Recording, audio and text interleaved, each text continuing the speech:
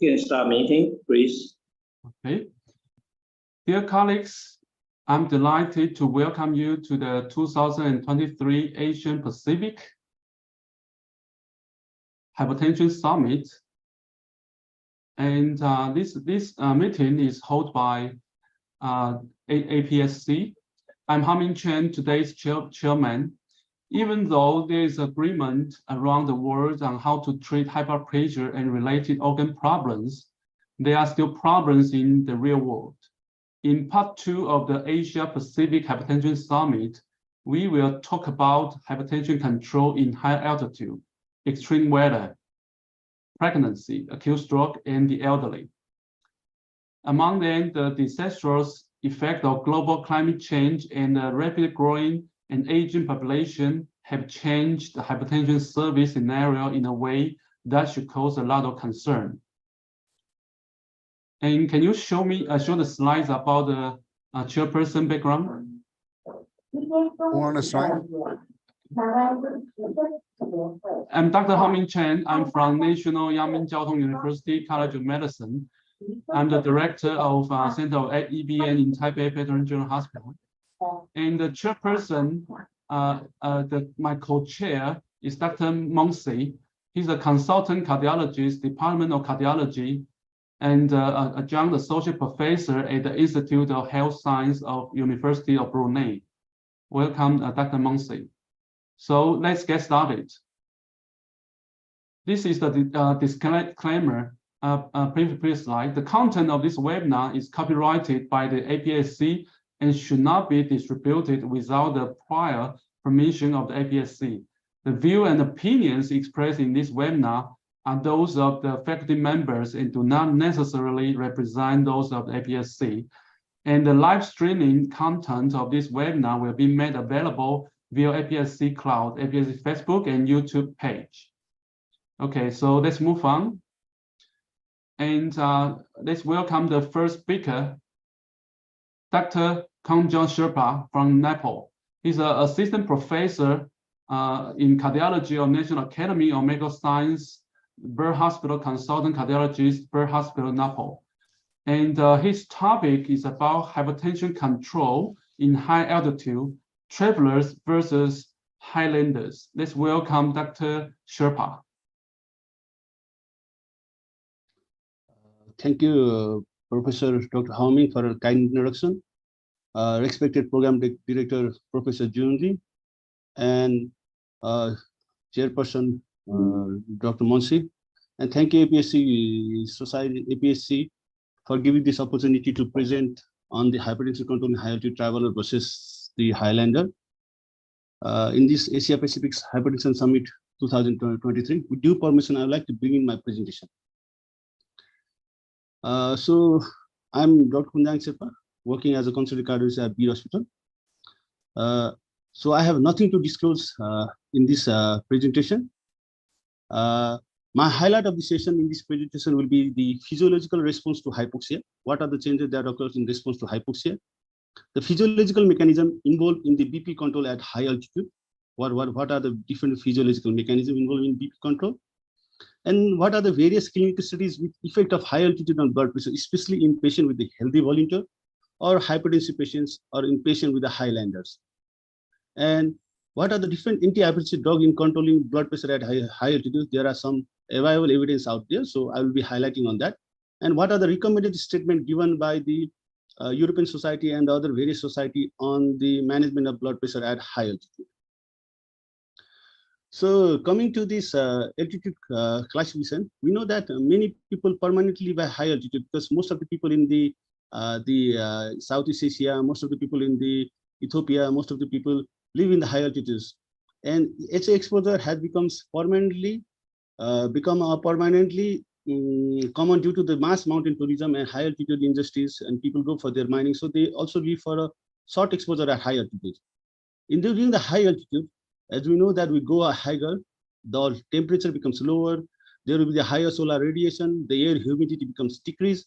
But the most important factor is that there is a low atmospheric pressure, and which leads to consequently proportional reduction in the oxygen partial pressure in the inspired air, so it leads to the hypobaric hypoxia.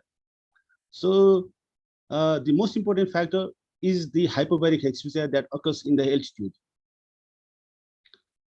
And there are many physiological responses that occurs in response to the high altitude. The most important is that there occurs the acute hypoxia. We know that the response to the systemic arterial vasculature is in response to acute hypoxia is vasodilation. But what happens in the pulmonary is called pulmonary vasoconstriction. Then acute hypoxia initially during the transient phase causes the transient vasodilation, which may lead to the normal or slightly decrease in the blood pressure. But within the hours, the peripheral chemoreceptors are activated so much that there is much more sympathetic activation, which leads to the increase in the heart rate and increase in the blood pressure. Similarly, in response to the environmental stress, such as the cold temperature, exercise, and it also frequently leads to the sympatho-excitation, which leads to the increase in the heart rate and the blood pressures. You can see when I was traveling to the Everest base camp, you can see at the height of around 5,000 meters, my oxygen saturation was 81%. So the response, the hypoxia occurs due to the hypobaric hypoxia, and in response to this, the chemoreceptor activated and which leads to increase in the blood pressure. So in response to the time change and exposure to the high altitude, less than 2 hours, the heart rate rises, the systolic blood pressure due to the transient vitalization quite remains stable or it might slightly decrease, but within a couple of hours, even after 20 to 40 hours, there is a persistently rise in the BP blood pressure due to the sympathetic stimulation, which causes the increase in the blood pressure. The physiological mechanism involved in the blood pressure control at high altitudes are complex, and there has been many studies on it regarding the physiological mechanism. And one of the most demonstrated even in the lab and in the other parts are the persistent chemoreceptor mediated sympathoactivation. But in order to that, there are other mechanisms such as increase in the aortic stiffness, possibly because by sympathetically mediated, or there may be impaired endothelial functions, or increase in the blood viscosity due to hemoconcentration. There is a decrease in the plasma volume, which leads to increase in the aortic stiffness, and it causes blood pressure. And one of the most important is that the renin-angiotensin-aldosterone system, which has been involved in the blood pressure increase at the sea level, has not been seen in the blood pressure rise above the 3,400 meters. So it was explained by the study called the High Care Himalayas investigator. When they investigated the 47 healthy volunteers, they measured the renin-angiotensin-aldosterone system. They found that there was a suppression of the renin-angiotensin-aldosterone system when we reach the height above 3,400 meters above. And regarding the other factors, in low lander versus compared to the chronic high altitude, with the exposure of the high altitude within hours, then there will be the impairment of the vascular function immediately occurs because of the oxidative stress and the sympathoexcitation. In people living in the chronic high altitude exposure, this exposure neither intensifies nor attenuates the impairment seen with the short-term exposure, but it appears to be associated with the arterial remodeling. This arterial remodeling occurs because of the erythrocytosis, increase in the plasma viscosity, and the endothelial dysfunction. So in chronic high altitude, they are associated with the arterial remodeling.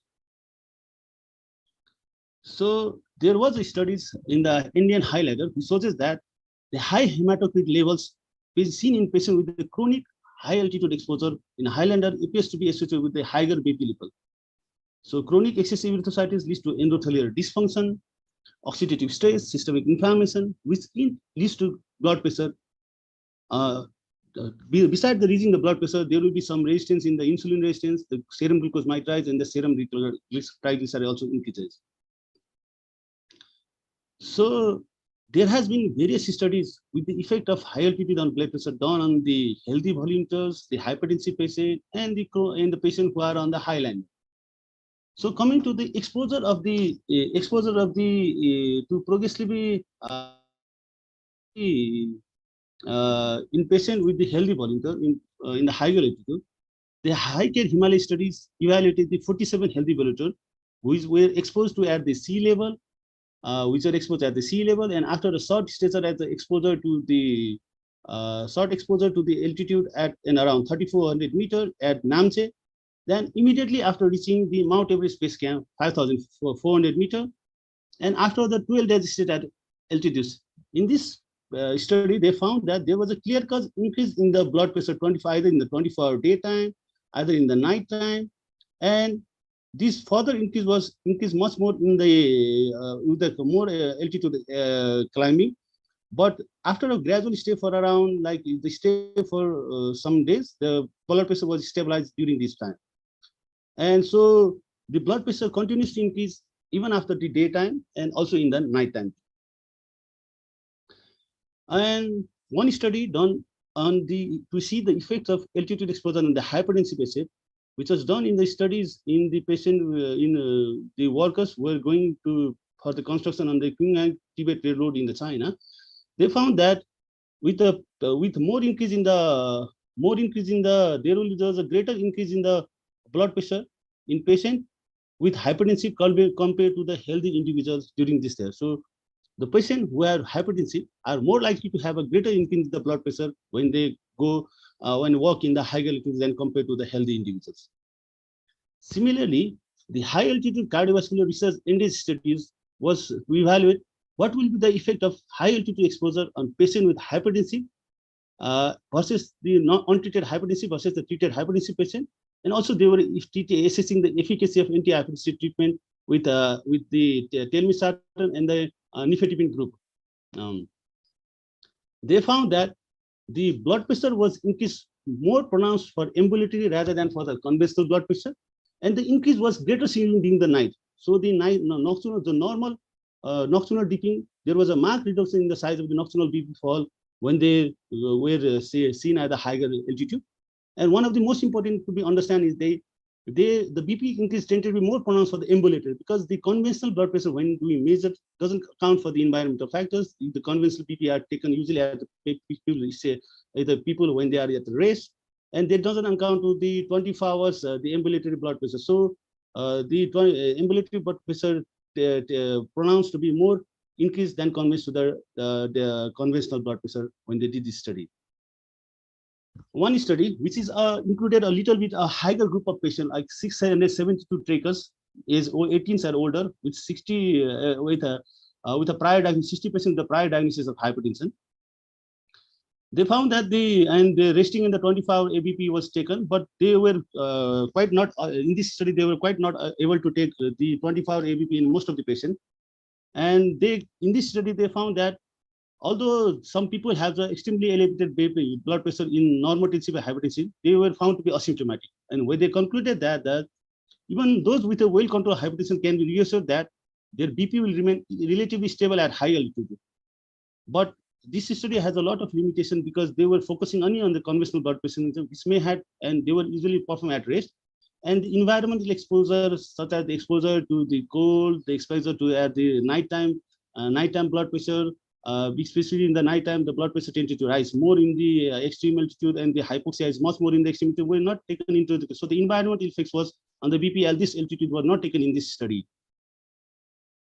And with another study done at the Chile in the young military people, this was the study, only the first study that's done to whether the young climbers, young people who migrated towards the high altitude for a prolonged duration of time, like if they exposed to a high altitude for a 12 months period, what will be the change in the blood pressure?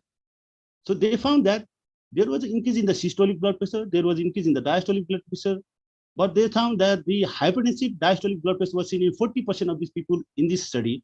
So they concluded that the sustained high diastolic blood pressure should be a matter of epidemiological concern, and emphasized that there is a need for BP monitoring among young lowlanders who are exposed to the high altitude. And there are very, very few studies, and there are a lot of discriminating data between the people and the blood pressure and the hypertension adults who are permanently living in the high altitude, or those called the highlanders. The evidence, I took this meta-analysis, and this meta-analysis evaluates a lot of articles, 6 from China, 4 from Peru, 4 from India, 4 from Peru, India and China 1, Nepal 1, Pakistan 1, and the Chile 1, and various studies. Total of 71 articles. They concluded that if you see the association between the blood pressure in a high altitude in the highlander, they concluded that there is a positive association of BP and altitude, especially in the Tibetan origin. So they thought that this not only the high altitude, but there may be the additive effect of hypoxia, the lifestyle habit, particularly the diet pattern, and the genetic predisposition may have been these contributed to this association. And though the non-Tibetan high altitude population were generally found to have low risk of reach BP, in the both those population, the men were more likely to likely than the women to have increased blood pressure. But there are particularly less study done in the South Asia, Central Asia, and Africa does not have enough epidemiological data on BP and other cardiovascular risk factor in the high altitude region. So we need a more specific prevalence studies to estimate the comprehensive cardiovascular risk in this region. And another thing is that we are when we go for the high altitude, then we are doing exercise. Because of the climbing, there will be exertion, there will be some exercise. So the response to this exercise at high altitude is that patients with hypertension are more likely to prone to develop high blood pressure at exercise than the normotensive individuals. Because when they studied, they found that the hypoxia-driven upward shift and steepening of the blood pressure response to exercise was seen in the higher altitude. So if your BP is not adequately controlled at the sea level, it will be even more so during the exercise at the high altitude. So, and the hypertensive people are more likely to be high BP at exercise than the normotensive individual. And these were the various studies that I have gone through this when making this presentation. And regarding the various drugs, there are limited studies which tested the efficacy of different drugs in controlling blood pressure during the high altitude stay, and more generally, their effects on the altitude pathophysiology. So coming to this, the study of the beta blockers, the selective and the non-beta blocker on the ambulatory papers under the hyperbaric hypoxia altitude, they were done in the 24 patients in the carvedilol in the 8 groups, nebivolol in the 9 groups, and the placebo in the 7 group. It was a double-blind parallel placebo control in the healthy lowlanders. They were randomly aligned to the placebo, nebivolol 5 mg once daily, and the carvedilol 25 mg OD. The blood pressure was measured conventional 24 at sea level after 2 weeks of double-blind treatment, and the high altitude research laboratory studied the capnarism Margaret at 4,559 meters. They found that both the carvedilol and nebivolol partly counteract the increase in the blood pressure at altitude in healthy normotensive individuals, but they were associated with the lower SpO2 level. And we know that the beta blocker also decreases the exercise performance. They decrease the blood pressure, but they are associated with the lower oxygen SpO2 level at the high altitude. And the nebivolol, the selective beta-1 blocker, is more effectively prevents the shift of the non-dipping profile. They were better in the nighttime, also 24 hours control blood pressure, and it was a better tolerated because the nebivolol has better exercise tolerance capacity than compared to the carvedilol when they did this study. And another study was done by the ambulatory, by the high altitude cardiovascular research studies when they evaluate the telmisartan, nifedipine, the GI treatment system releasing system, the combination of telmisartan and nifedipine in 47 patients in the telmisartan nifedipine group, and the placebo was 42 groups. They recorded the blood pressure at the sea level and with the high altitude, and again at the sea level later with the subsequent of 5 visits. They found that with the active treatment, with the telmisartan and nifedipine, the 24-hour systolic blood pressure both at the sea level and high altitude was decreased, and this drug was also quite tolerated at even at the high altitude. And regarding the another studies by the High-K Himalaya, where they studied the effect of angiotensin II receptor blocker during the acute and prolonged high altitude exposure, which was a randomized clinical trial. They measured the blood pressure at the conventional and ambulatory blood pressure at 8 weeks at sea level, under acute exposure to at 3400 meter at the Namche, and the 5,400 meter at the altitude of an arrival, and after 12 days at Mount Everest base camp. They were random. There was the 47 patients were randomized, 24 to the telmisartan group and 23 to placebo group. They found that the monotherapy, the long-acting ARB telmisartan, demonstrated an impressive response on both the daytime and the nighttime blood pressure, but only the altitude up to the 3,400 meters. Whereas during the acute exposure to a higher altitude about 5,400 meters, the drug was ineffective because of the concomitant suppression of the renin-angiotensin system. In this study, they have measured the renin-angiotensin elevation system, and above the 3,400 meters, there was a suppression of the renin-angiotensin system when you go above the height of 3,400 meters. And there are few studies proposed for this, like the effect of acetazolamide on the central blood pressure, and peripheral blood pressure, and arterial stability at high children. This acetazolamide also has drug effect on prevention of the acute mountain sickness. So there were few patients, like the 42 subjects were randomly double blind to acetazolamide or the placebo. What they found that the acetazolamide also counterbalance the rising blood pressure caused by the high altitude, and this has also role in the prevention of acute mountain sickness. So the impact of acetazolamide on the hemodynamic alteration induced by hyperbaric XPA may be considered among the beneficial effects of this drug in subjects who are prone to mountain sickness. So to summarize the effects of anti-hypertensive drugs at high altitude, angiotensin II receptor blockers can be safely lower the blood pressure in healthy individuals during a short exposure to around 3,400 meters. However, the ineffective during the prolonged stay at a very high altitude, 5,400 meters.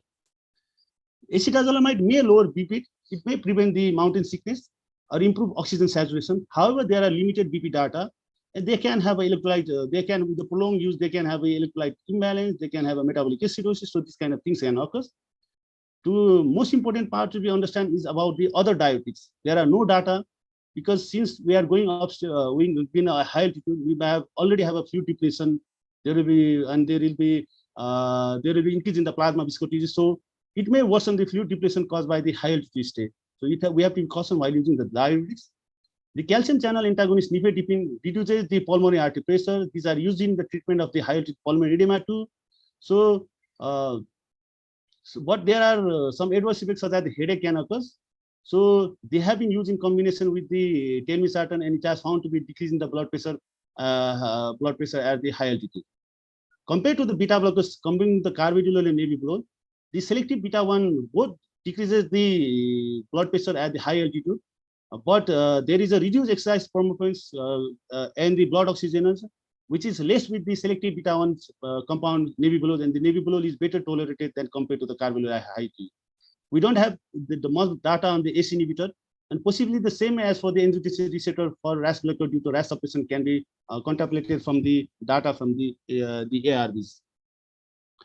There are some there are no such guidelines for the high altitude exposure of individuals with pre-existing cardiovascular condition, but there are some clinical recommendations given by the European Society of Cardiology, Council of Hypertension, the European Society of Cardiology, the European Society of Hypertension, the International Society of Mountain Medicine, Italian Society of Hypertension, and the Italian Society of Mountain Medicine, where they recommend that patients with moderate to severe hypertension or hypertensive patient with moderate high-risk cardiovascular disease should check BP before and during the hypertension high altitude stay at this level, which is class 2 level of evidence. And the well-controlled hypertension and patient with mild hypertensive patient may reach high altitude up to the 4,000, greater than 4,000 meters with adequate medical therapy. Uncontrolled severe hypertensive patient should avoid high altitude exposure in order to prevent the high risk of organ damage. So the clinical recommendation for the high altitude exposure on the hypertension is the therapy that the class 1 recommendation of angiotensin receptor blockers lowers BP in healthy subjects up to the height of 3,400 meters. The acetazolamide lowers the BP at high altitude while improving the saturation of oxygen and the mountain sickness symptoms. The combination of nifedipine telmisartan also effectively lowers BP in a hypertensive patient. The nebivolol, as mentioned, that the nebivolol controls the HA-induced BP increase and prevents the nocturnal BP dipping also. And when moderate to severe hypertensive patient and the hypertensive patient are moderate high cardiovascular plan exposure to a high altitude, adequate modification of their anti-hypertensive therapy should be considered in cooperation with their physician. So the take-home message is that the response of BP and its regulatory mechanism to high altitude are significantly modified by the duration of the exposure. Less is known about the long-term adaptation of the BP to altitude. Patients with hypertension are more likely to prone to develop high BP at exercise than the normotensive individual at the higher altitude. Although the initial evidence is available on the effects of BP lowering drugs, but there are very less evidence, so the individual approach should be preferred. There are some joint statements given by the European Society are available on the clinical recommendation for high altitude exposure of individuals with pre-existing cardiovascular condition. So with this, I'd like to conclude my presentation. So they're saying that the well-controlled hypertension is not a contraindication to HA exposure in the magical views. We can see when I was going from to the base camp way, you can see at the Dean Boucher, which is around the 4,000 feet meter, you can see a beautiful picture of the Amas Dablak, which is the most beautiful mountain in the world, one of the most beautiful mountains in the world. And with this, I would like to thank you my presentation. I would like to conclude my presentation and say thank you to everybody, especially the APSC Cloud for giving this opportunity to present in this platform.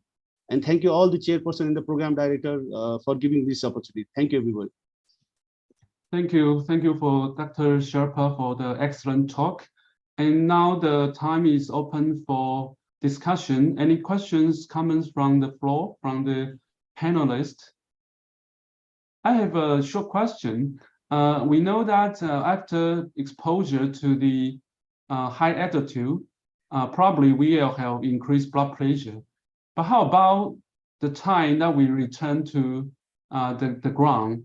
That do we have any improvement in the blood pressure? Because during exercise, we will have high blood pressure for everyone. But after exercise, the blood pressure will return to a better condition because of some arterial remodeling or some kind of hemodynamic mechanism adaptation. How about the climbing mountain, high mountain? The conditions after the climbing mountain, will it become a better condition or even worse? The highlight of this was done by the study, like whenever we do exercise at the high altitude, we have exertion at the high altitude, because when we do a climbing, the response to the high altitude is that the exercise, there will be the increase in the blood pressure in all the individuals.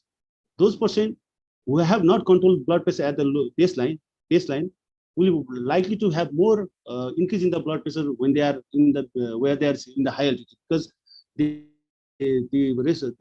blood pressure response curve is in the steeper part of the line. So that means that if your blood pressure is uncontrolled at the sea level, it will be more likely to be uncontrolled at the high level, and it will be even more in those patients who are not controlled. And so the exercise response is that the blood pressure will increase much more than compared to the when we do the exertion at the higher altitude.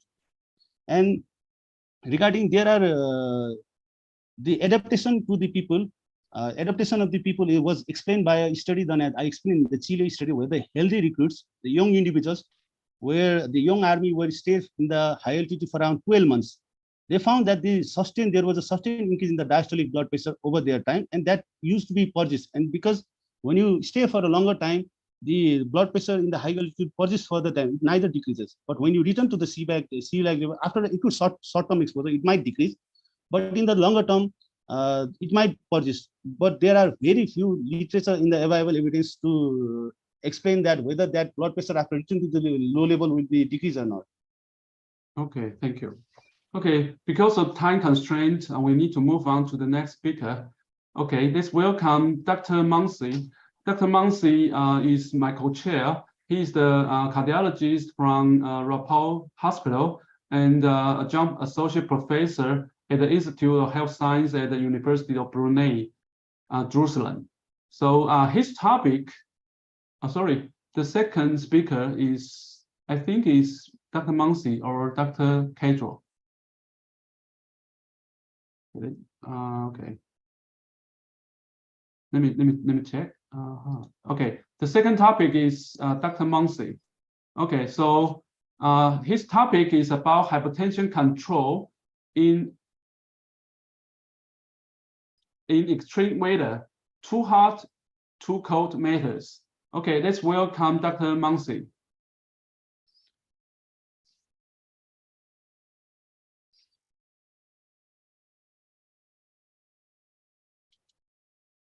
Dr. Muncy, can you share your slide?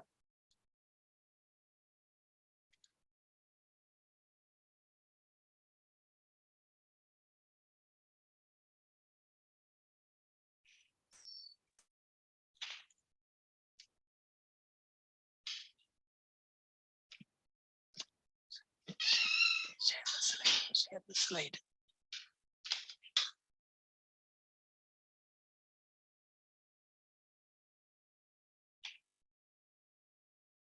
Yes, we can see your slide. Thank you, Dr. Khem. So I am Dr. Muncy from Brunei. Selamat petang. Good afternoon to everybody.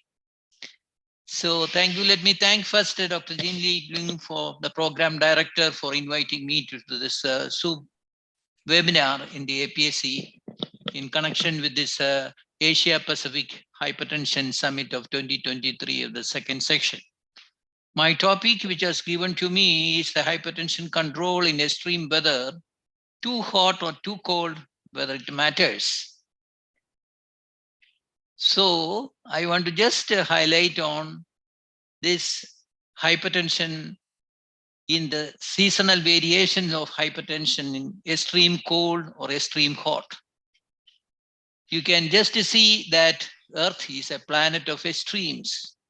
We can see extreme hot in few countries, extreme cold in so many countries, and how this affects hypertension, how this affects blood pressure. See the two situations, we can see the people working at a too hot atmosphere, people working at too cold atmosphere. And Brunei is a small country which is located in the north coast of Brunei, where the climate of the Brunei is equatorial, which is not too hot, but humid and rainy throughout the year. Temperature is quite stable, although they are slightly higher from April to August, when they can sometimes reach to up to 36 degrees centigrade. At night, it never gets cold. And the last few decades, the temperature has never dropped below 20 degrees centigrade. Just traveling to the Brunei. Just coming to the hypertension, as you know, hypertension is the most important non-modifiable risk factor of the cardiovascular disease, second only to smoking as the preventable cause of death. It has been long known that the level of blood pressure has been associated with the risk of cardiovascular complications and death. The prevalence of hypertension in Brunei is high, both in men and women. A Brunei epidemiological cross-sectional stroke study has looked upon the pattern of hypertension and stroke risk. To estimate the prevalence of hypertension aged above 18 years has shown about a 43.3% of hypertension adults. The Brunei National Hypertension Guidelines published in 2019 keep a traditional definition of above 140/90 for the diagnosis of hypertension, but adopts the AHA treatment threshold of more than 130/80 for those who are on elevated cardiovascular risk and those on treatment with the target blood pressure control. Epidemiological studies have consistently demonstrated an increased risk of cardiovascular during cold temperatures. Hemodynamic changes associated with cold temperature, increased thrombogenicity may account for increase in the cardiovascular risk and mortality. Studies using both in office and out-hospital blood measurements has consistently shown an elevation of blood pressure during cold seasons. The large difference in blood pressure between cold and warm months may increase the incidence of hypertension and reduce the hypertension control, potentially result in increased cardiovascular risk, especially those at the risk of cardiovascular disease. The current trend in the global warming and the climate change may have a profound impact in the epidemiology of hypertension and cardiovascular disease, as changes in the may significantly affect both blood pressure variability and cardiovascular disease, especially those with the cardiovascular risk and the elderly people. Furthermore, a climate change could have a significant influence on hypertension in Asia, considering the unique characteristics of the hypertensive patients in Asia. Asians tend to be salt sensitive, have a higher morning surge in blood pressure with morning hypertension, and a higher incidence of nocturnal hypertension.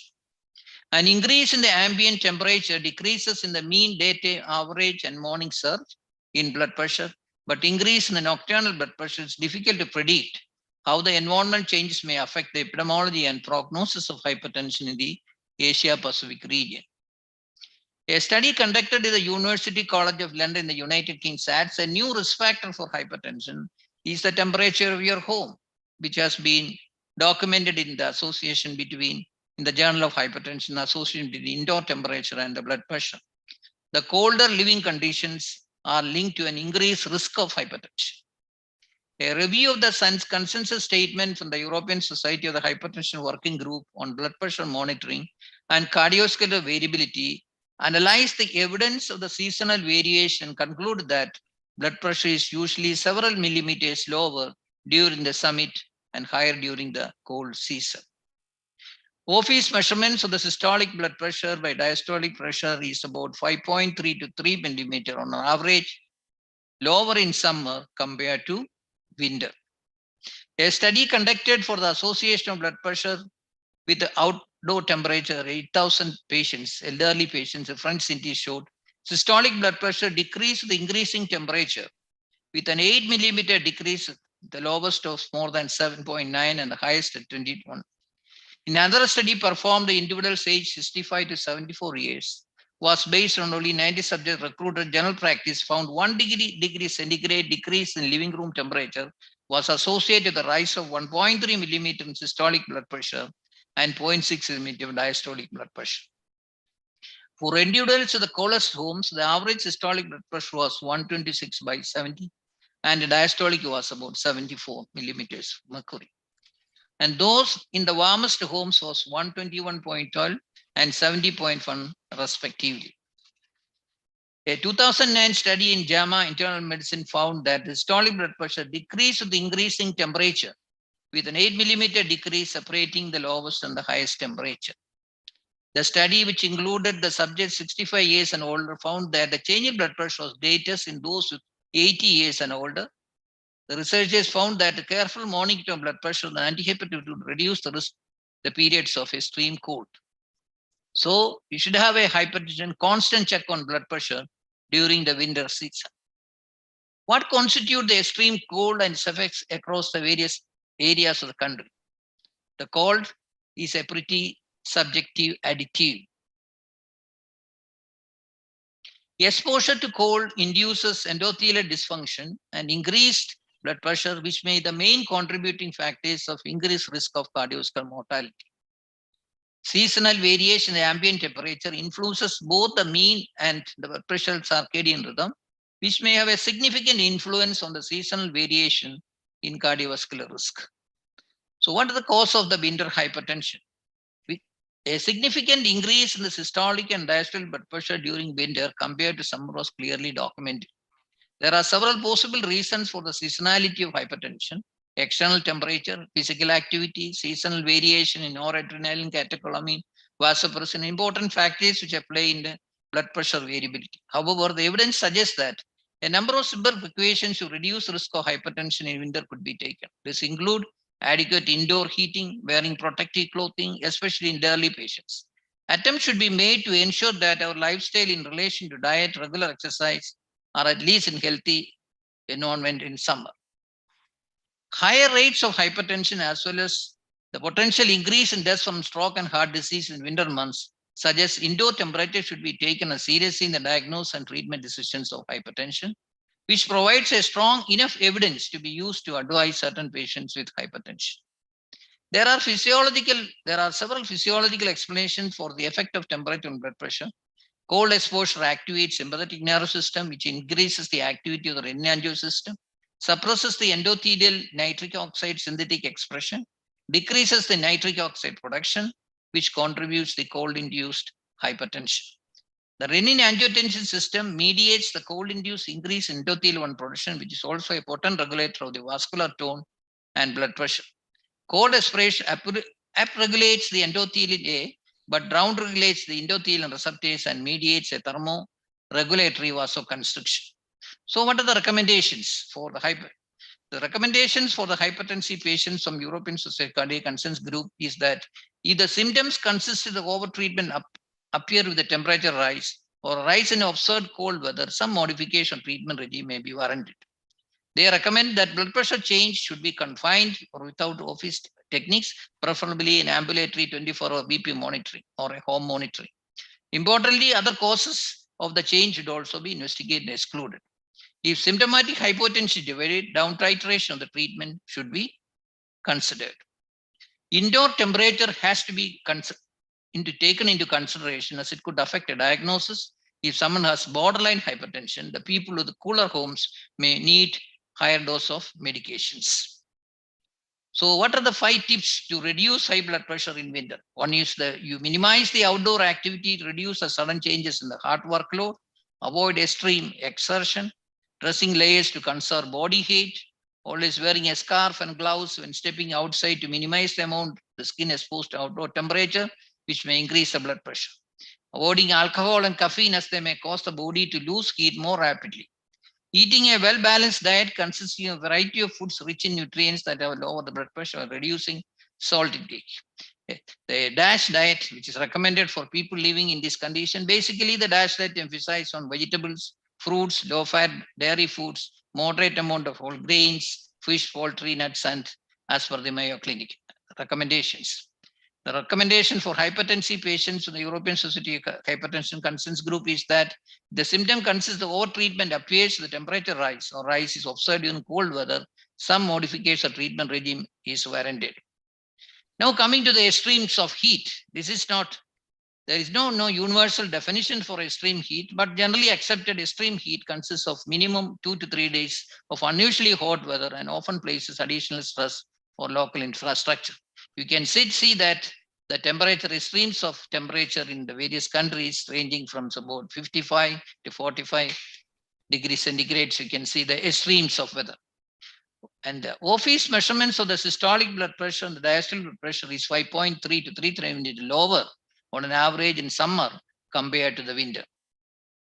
So although the summer, the heat does not pose significant risk for those with high blood pressure, it is important to practice caution if you are in the daytime, especially if you are over 65.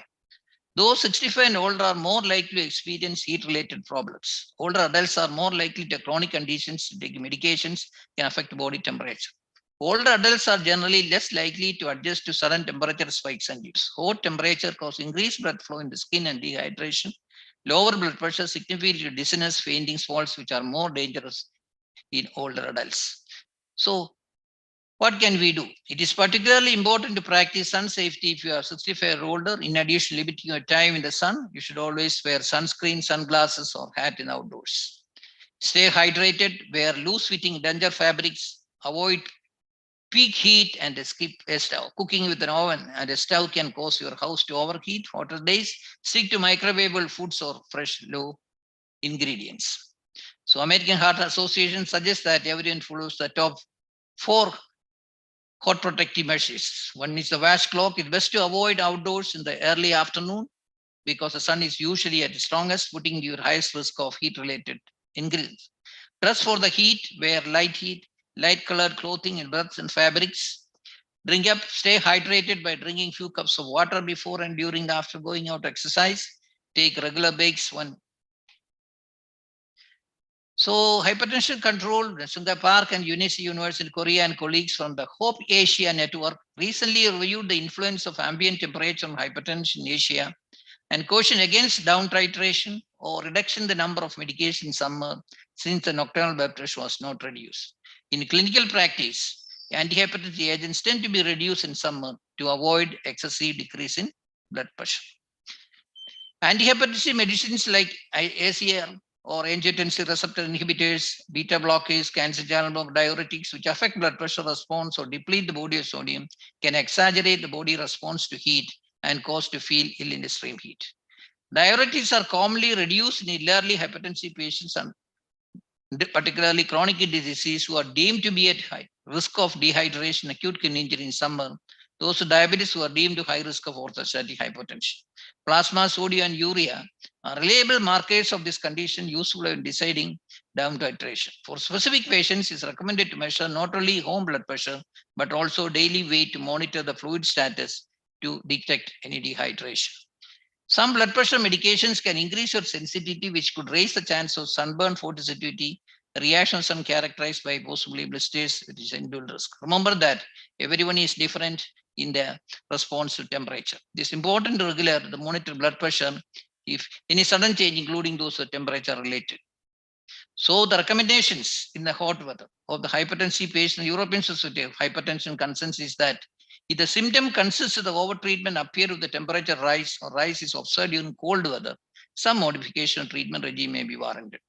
Extreme weather events suggest to exercise vigilant care for patients with hypertension, particularly those who are elderly and those with relevant comorbidities such as kidney disease. It is recommended to measure not only home blood pressure, but also the daily weight to monitor the fluid status to detect early dehydration. So from this talk, so the hypertension control in extreme weather and too hot and too cold really matters. Thanks. Thank you. Okay, thank you for Dr. Mansi for the excellent talk. So the time is open for discussion. Any questions from the panelists? I have a question that's in my mind for a long time, that we, from epidemiology study, we observe in summer, in hot weather, the nocturnal blood pressure is increased, as demonstrated in your presentation. And Dr. Sangha Park also stressed that we should be carefully down titrate the medication because the nocturnal hypertension is there. So can you explain more about this phenomenon? Why the summer, the hot weather can increase the nocturnal blood pressure? See, in the nocturnal blood pressure remains high because really it is a temperature fluctuation, because the daytime we have the temperature hike. So in the night, usually the temperature comes down. So there may be a rebound hypertension which have occurred during the daytime. So that may be the only explanation which I can explain now. It's a rebound hypertension which we see in the daytime hypotension. Probably because of the fluid status, right? Fluid homeostasis. Of course. Yeah. Yeah. Okay. That's a good mechanism explanation. Okay. Any questions from other panelists? We still have probably 3 minutes. Any questions? So do you think we should to adjust the BP target levels at in different seasons, or just maintain the similar the target level of blood pressure control? Pardon me, it's not clear. Can you? In different seasons, should we use different strategies to manage our blood pressure, different targets or different medication? So the recommendation, what they are saying is, you need not change unless the patient showing symptoms. Okay. So you need not change the medications unless the patient is symptomatic. Okay. Okay. Okay. If there are no further questions, I will conclude these sections and hand my chair positions to Dr. Mansi. So Dr. Mansi, please introduce the next speaker. Thank you. Thank you. So let me welcome Dr. Walid Khadro from UAE.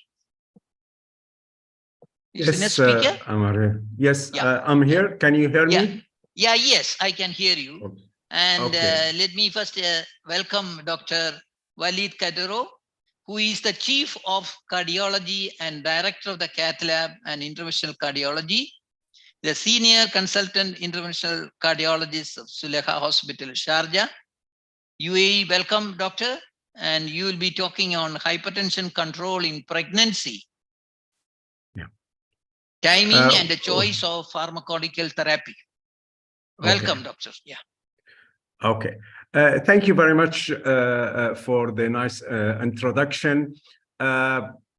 Let me first also thank the organizing committee, Dr. Lin, and the Asia-Pacific Hypertension Summit. And I have to really thank the Emirate Cardiac Society who selected me to be their representative in this symposium. I'm a cardiologist originally from Damascus, Syria, but I've been practicing in the UAE for more than 5 years.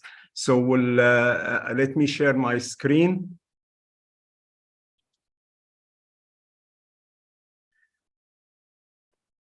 Okay. Can you see my screen now?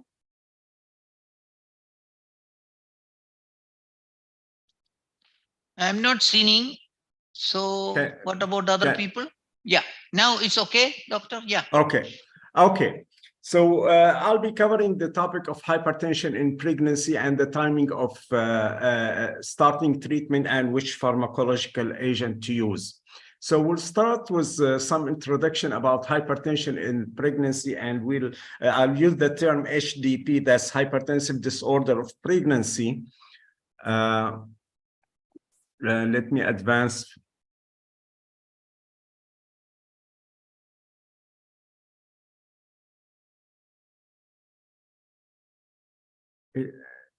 It's not advancing or what?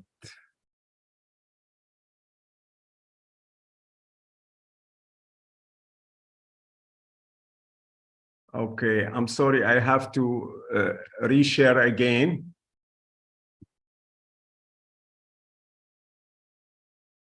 Okay.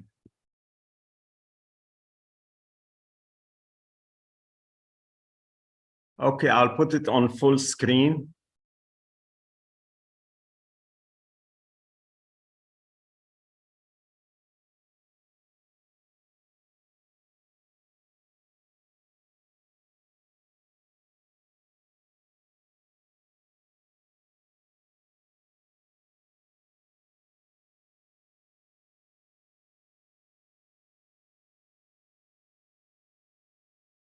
Okay.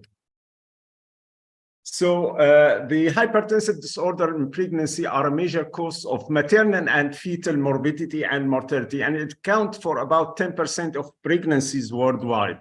This may increase due to the increasing age of pregnant women and the obesity, increasing obesity in the conceiving women. So it is important to distinguish about the types of hypertension in pregnancy, and we'll go into those definition a little bit later. There is a consensus that we need to treat severe hypertension when the systolic high blood pressure is more than 170 and diastolic blood pressure more than 110, and consider that as an emergency and the patient need to be hospitalized. So the current European guidelines recommended starting treatment for persistent hypertension when the blood pressure is more than 150 systolic and more than 95 diastolic. That's totally different from the recommendation from the European Society of Hypertension and the American College of Cardiology for treating non-pregnant women. We know that we have to get the blood pressure more tighter, less than 140, and in some studies less than 130. But for the pregnant woman is a little bit different. And when there is other comorbidities, especially in the presence of gestational hypertension with or without proteinuria, or pre-existing hypertension that was with superimposed gestational hypertension, we need to start treatment when the systolic blood pressure is more than 140 and the diastolic more than 190. There is a lot of medication, but the data on labetalol, methyl dopa, and calcium antagonists are the most available data. And the selection of antihypertensive depend on the type of administration and the expected time of delivery. So there are two major studies. One published in 2015, the SHIP study, and the CHAP study, which was published last year in 2022, recommended that we should lower the threshold of initiating hypertensive therapy in the woman, in the pregnant woman. Just to remember that the woman with hypertensive disorder of pregnancy, especially preeclampsia, they have a high risk of developing another cardiovascular or major cardiovascular event later in their life. So we need to recommend the obstetric history, and that should be part of the cardiovascular assessment in every woman. The pregnant woman with hypertensive disorder of pregnancy also is at increased risk of abruption, stroke, pulmonary edema, thromboembolic events, and DIC.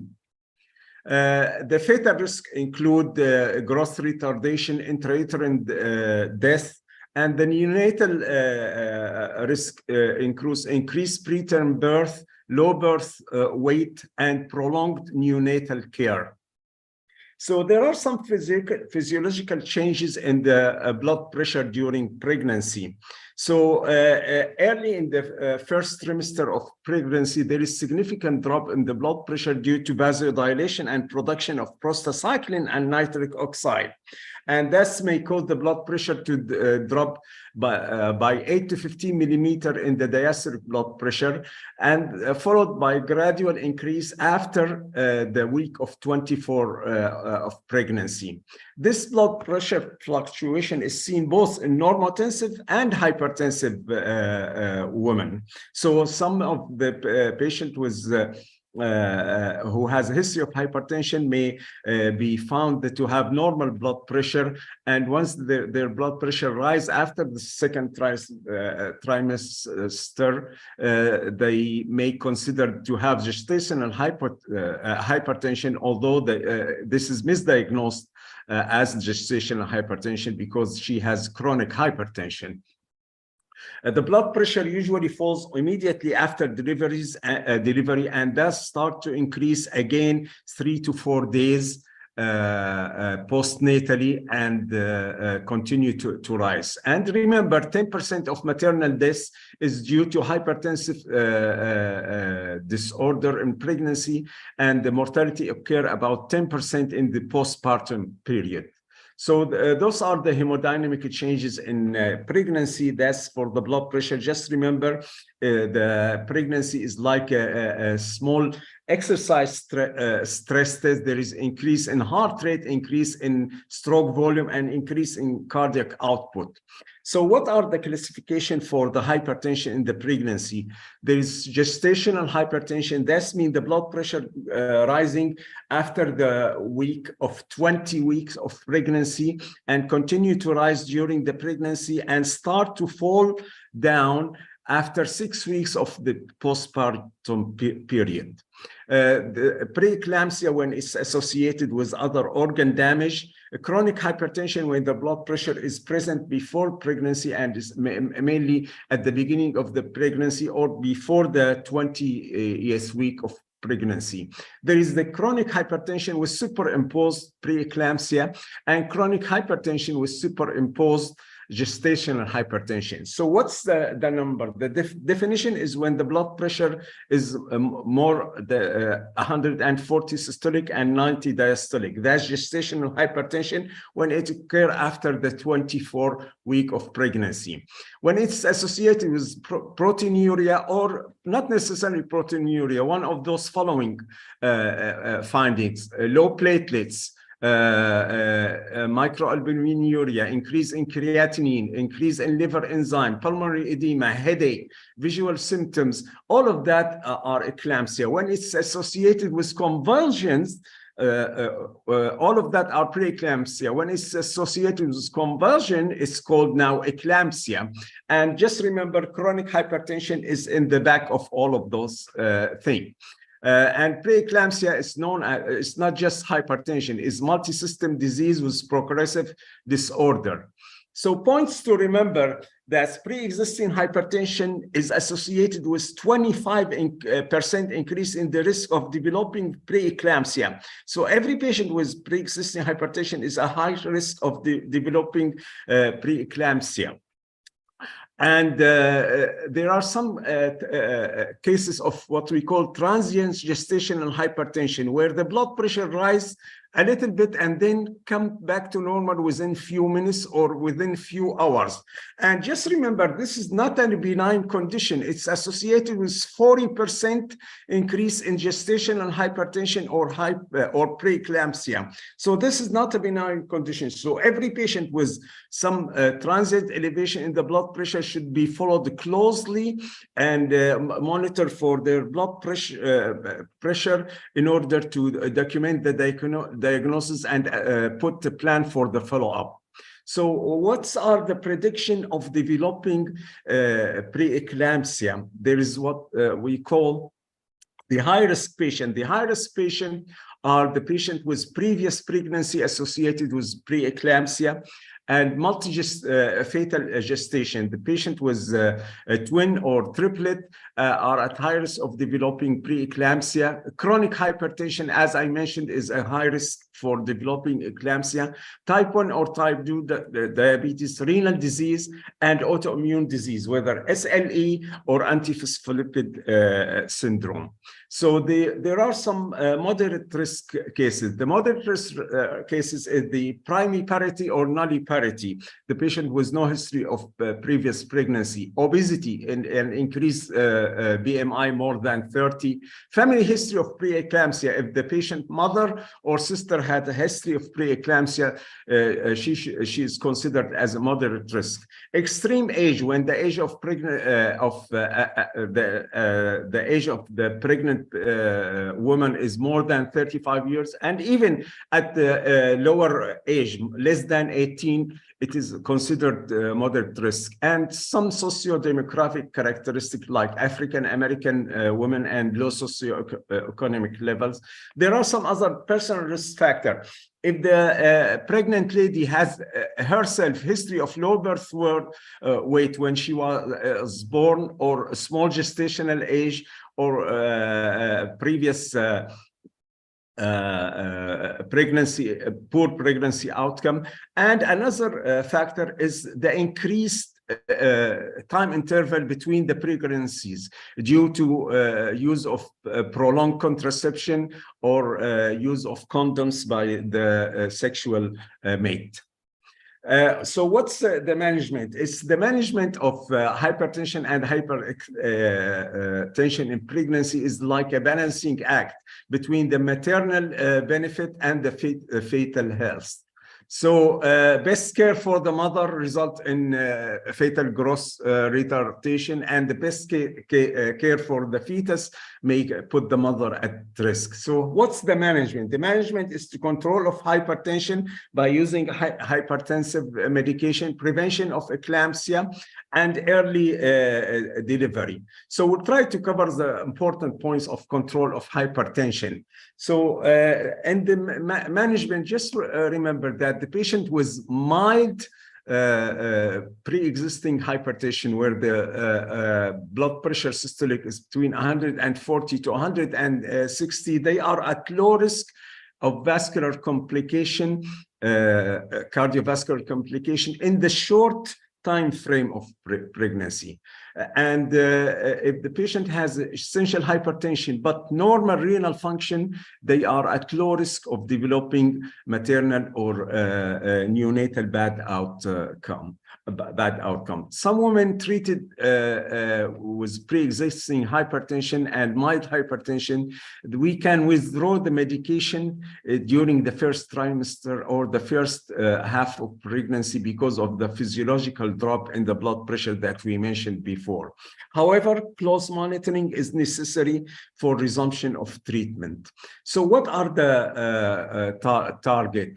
The target is not like the target that's mentioned for the Society of Hypertension or the European Society of Cardiology or the American College of Cardiology. We are not going to hit the target here. We're going to go a little bit different.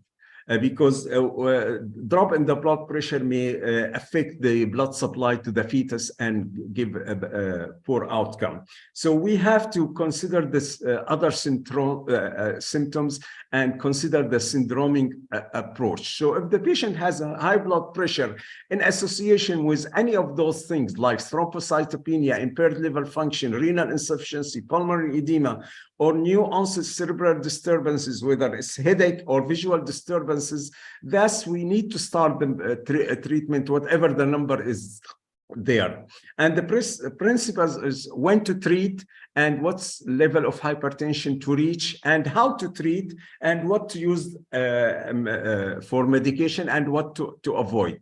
The level, as we said, when it's severe, that's more than 160 systolic, 110 diastolic, that's severe, need to be treated. Moderate, 150 to 159 systolic, and 100 to 109 diastolic. Mild is 140 to 150 systolic, and 90 to 100 diastolic. So if we concentrate on the diastolic, that's so for severe hypertension, always recommended to treat, because it is believed to reduce the risk of maternal stroke. For mild to moderate hypertension, it's prudent approach, because we need to consider the other comorbidities and the symptoms of the patient, like headache or visual disturbances, and thus will start treatment, because the benefit and potential risk of treatment is less clear.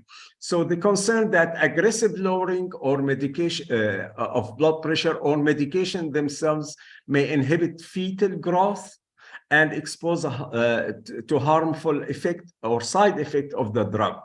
So when to start? As we said, when the diastolic, to start for the diastolic blood pressure at a 90 or 100, we know that maternal treatment did not increase the risk of fetal growth retardation, and did not cause excess fetal risk when we decrease the blood pressure diastolic to 85. And this is in the CHIP study that I did mention and was published in 2015 in the New England Journal of Medicine. So dropping the blood pressure to the diastolic to 85 did not increase the risk of fetal growth retardation, and did not do any harm to the fetal risk, and give less progression to severe hypertension. So when to start? As we said, immediately when the systolic blood pressure is high and associated with symptoms. We can watch the patient for 2 hours when the systolic blood pressure is high, more than 170, but without symptoms. We can watch the patient for 24 to 48 hours for observation, and start the treatment when there is systolic blood pressure more than 140 and diastolic more than 90 at any time, but after observation for 24 hours. If there is gestational hypertension, whether it's associated with proteinuria or not, need to be started after 48 hours. Pre-existing hypertension with the superimposed gestational hypertension, and hypertension with HMOD, that's called hypertension mediated organ dysfunction, whether there is epigastric pain due to liver congestion, visual disturbances, or headache. And whenever the systolic blood pressure is more than 140 or diastolic more than 95, in all other circumstances after watching the patient for 24 to 48 hours. The benefit that we know that reducing blood pressure reduce the occurrence of severe maternal hypertension during pregnancy, and did not, in one study, that the CHIP study, did not affect the preeclampsia or the maternal stroke. This is in one study, but there is a new study that was published last year about that's called the CHAP study. That's treatment of mild and chronic hypertension during pregnancy, and that showed significant reduction in the maternal outcome. That's the occurrence of preeclampsia without any effect on the fetal outcome, without any increasing the damage to the fetus or fetal growth retardation. So that's the primary outcome of preeclampsia and severe feature. There were significant reduction with significant p-value. So the safety, what are the safety of a hypertensive medication? Just remember, all hypertensive medication cross the placenta, but there is no data or randomized study on any of the drugs. But the best drug which was studied longitudinally is methyl dopa, but we hardly use this medication. So how, what are the points to remember in treating hypertension in pregnancy? To avoid ACE inhibitor, ARBs, and direct renin inhibitors, all of that associated with renal anomalies and damage to the fetus. So that's avoided. Also, minor corticoids with spironolactone or epinephrine that may affect the fetus and cross the placenta and is not studied in the pregnancy. So that's to avoid. Thiazide diuretics, it may reduce the intravascular volume, so it should not be used unless there is pulmonary edema. And it can be used after the delivery postnatally if hypertension persists to prevent eclampsia or congestion.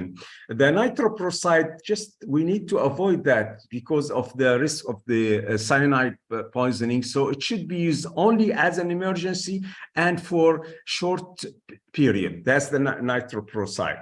So we did mention all of that. So what to use?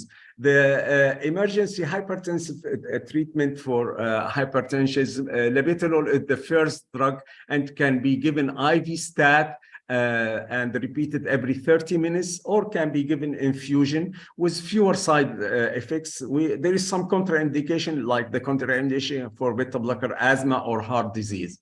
Hydralazine can be used IV or IM or infusion. It has side effect, headache, fetal distress, and some hypotension, and may cause also some fluid retention.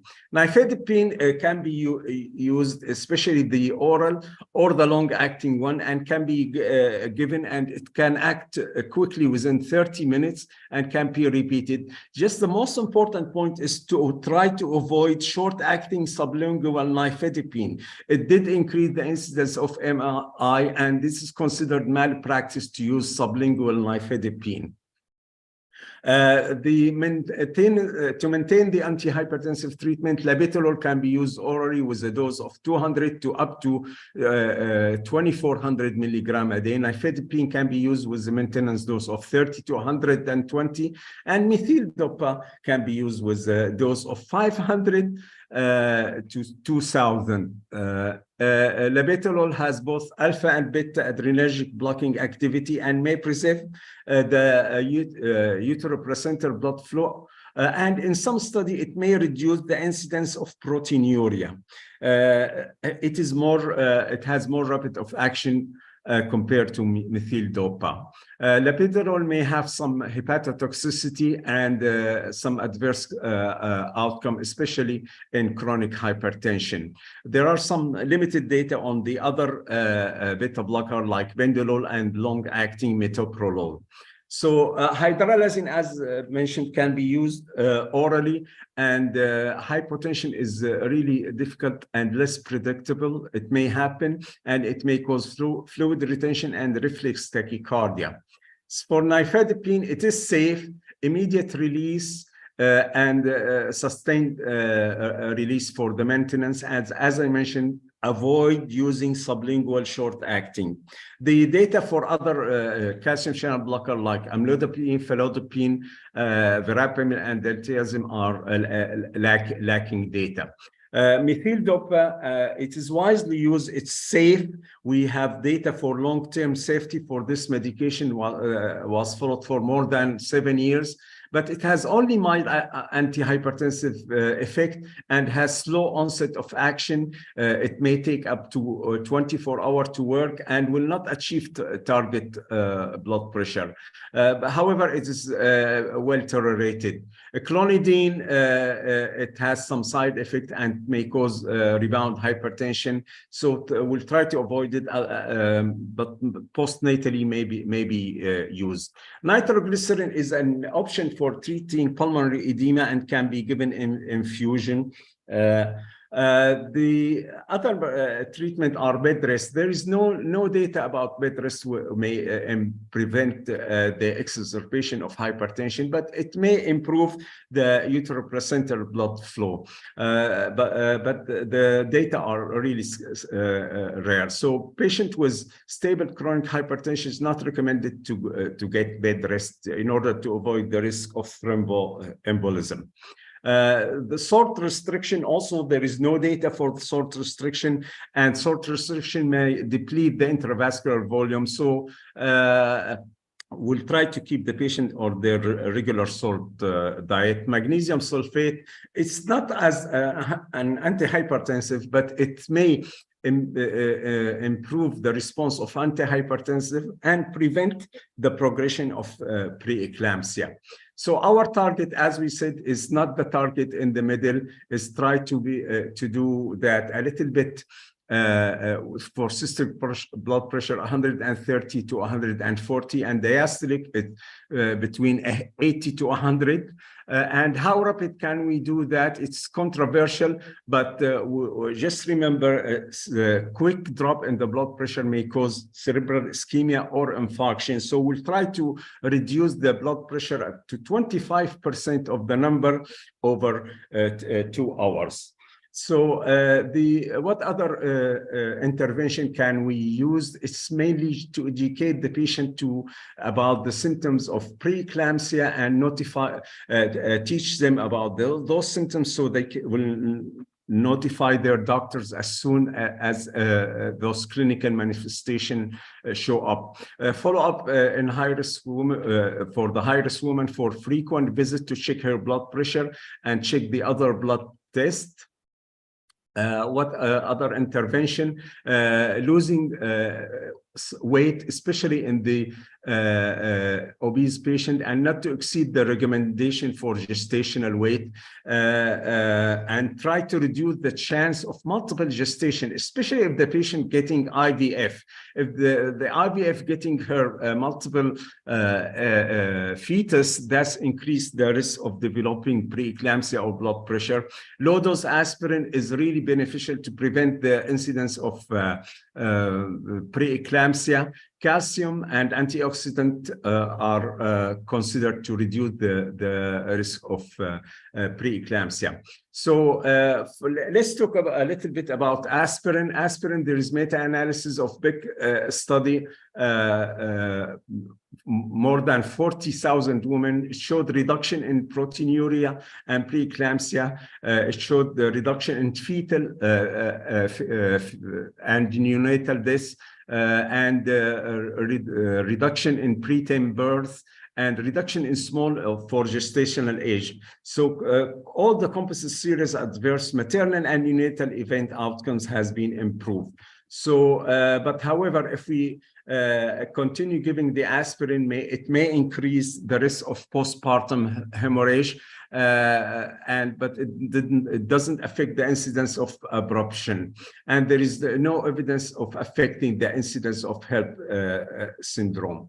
So we'll give aspirin, as we said, to the moderate or high risk of developing eclampsia, and I did mention those moderate and high risk at the beginning, and the high risk multiparas, especially in the IVF patient, and the high risk per algorithm, whether due to proteinuria or increased blood test like elevation of S-FLET.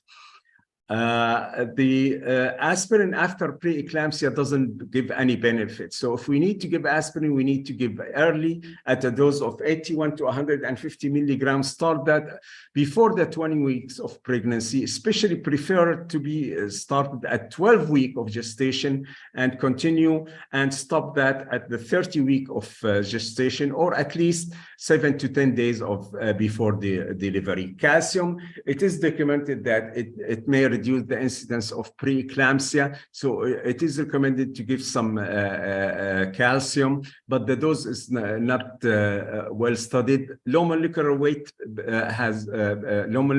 heparin has no benefit. Remember, statin are contraindicated during pregnancy.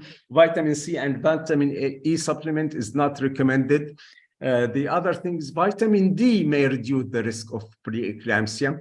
Folic acid has no effect, and fish oil has no effect. So nitric oxide donor also has no effect, although they give vasodilation, but has no effect to prevent preeclampsia. Just hypertensive drug, it may reduce the progression of hypertension. And as I showed you in the study did improve the maternal outcome. The diet, there is no beneficial result of any diet, whether to increase the protein or reduce the protein, increase the magnesium, or do salt restriction. Behavior changes are a little bit important. There is no strong evidence, but to do regular exercise may prevent the progression of gestational hypertension, may prevent the development of gestational diabetes, and prevent the other side effect. So there is some points to remember about prognosis after pregnancy, that the woman with gestational hypertension has a risk of developing hypertension and stroke later in their life. So also preeclampsia are associated with four-fold increase of developing hypertension and developing ischemic heart disease, stroke, and cardiovascular death. So every patient with hypertensive disease of pregnancy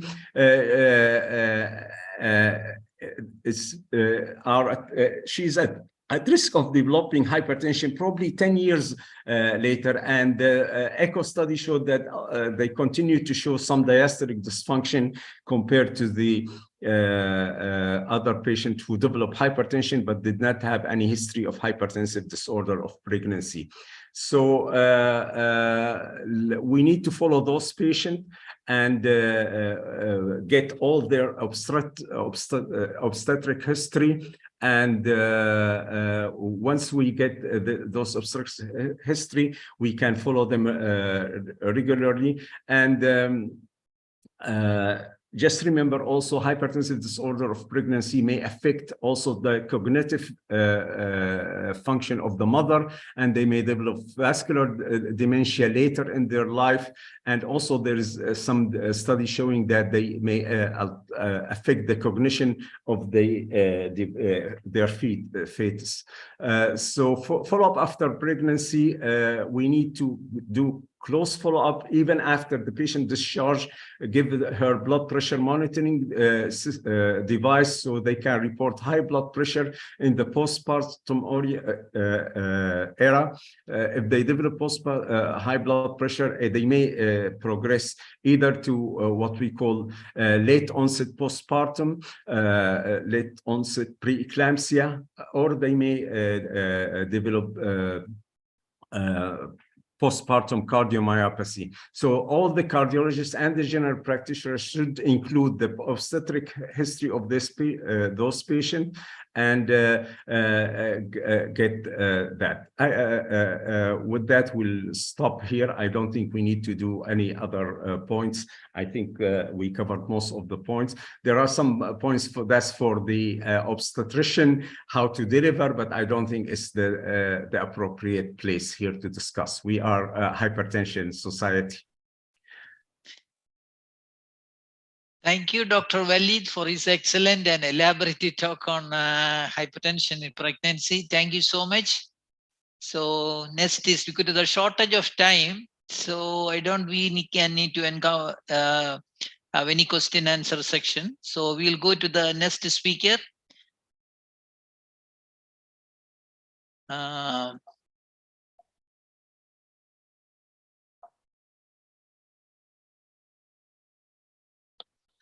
Yeah, he is Dr. Hao Min Ching from Taiwan. He is the professor of the program of the Interdisciplinary Medicine, National Yang Ming Chao Teng University College of Medicine. He was also the director of the Center for Evidence-Based Medicine, Taipei Veterans General Hospital. Welcome, Dr. Hao Min Ching from Taiwan. He will be talking on hypertension management in acute stroke. What's the difference between ischemic and hemorrhagic mechanism for hypertension management? Welcome, Dr. Hao Min Ching. Thank you for Dr. Mansi for the introduction. So let me share my slide. Can you see my slide? Yes. Okay, thank you. Okay, greetings, colleagues. It's my distinct pleasure to participate in the APSC webinar with you. My topic is hypertension management in acute stroke, and this is my conflict of interest disclosure. And the content of today's presentation can be referred to the 2022 TSOC and THS hypertension guideline. And also, furthermore, the Taiwan Stroke Society's 2020 blood pressure control guidelines at acute stage of ischemic stroke. In addition to introducing the guideline suggestions, we will also review the evidence on which they are based, and we focus primarily on the acute stage management. And first, it cannot be emphasized more about the influence of hypertension on stroke. In a study with around 80,000 participants who were free of stroke, myocardial infarction, and cancer in 2010 or earlier, it was discovered that those with higher blood pressure have a dose-response increased risk of ischemic stroke. Notably, high blood pressure poses an even greater risk for ICH, also in dose-response manner. So let us begin with the BP management for ICH at the acute stage. Here are some general recommendations. And we can take a look at previous guidelines such as 2015 HA/ASA guidelines and 2015 TSOC TSH guidelines for the management of spontaneous ICH. In general, it was stated that SBP should be targeted at 140 millimeter mercury in the acute stage. And the evidence in support of the intensive blood pressure lowering for ICH patients is listed here. The intensive BP reductions in acute stage was associated with a lower hematoma volume and the improved functional outcomes in the INTERACT-2, ATTAGE, and ICH ADAPT studies. And for example, in the INTERACT-2 study, as demonstrated in this figure, a large SBP reduction in acute stage was associated with a decreased risk of mortality and major disability or the deterioration of the physical function or mortality. Moreover, a large BP reduction was associated with a smaller hematoma growth. And the lower hematoma growth was associated with the faster BP reduction. And we can define that as time to target SBP less than 140 mmHg and more frequent target BP achieved. And in a Japanese study, achieving the target BP faster result in a lower instance of hematoma growth of more than 6 cc. So as a result, here's some brief summary. Our TSOC and THS hypertension guideline recommended that SBP should be reduced within 1 hour and maintained at the target of at least 140 mmHg for at least 1 to 24 hours after acute ICH. So let us turn our attention to a more complicated issue, the blood pressure management in acute ischemic stroke. And we know that high blood pressure is common during acute ischemic stroke. According to observational studies, around 70% of ischemic stroke patients arrive at the hospital with a SBP more than 140, and 15 of them have systolic blood pressure more than 185. Is it a stress response or a protective mechanism? And to be noted that our brain has a homeostasis mechanism called cerebral autoregulation, which states that the cerebral blood flow remained constant during the normal blood pressure change.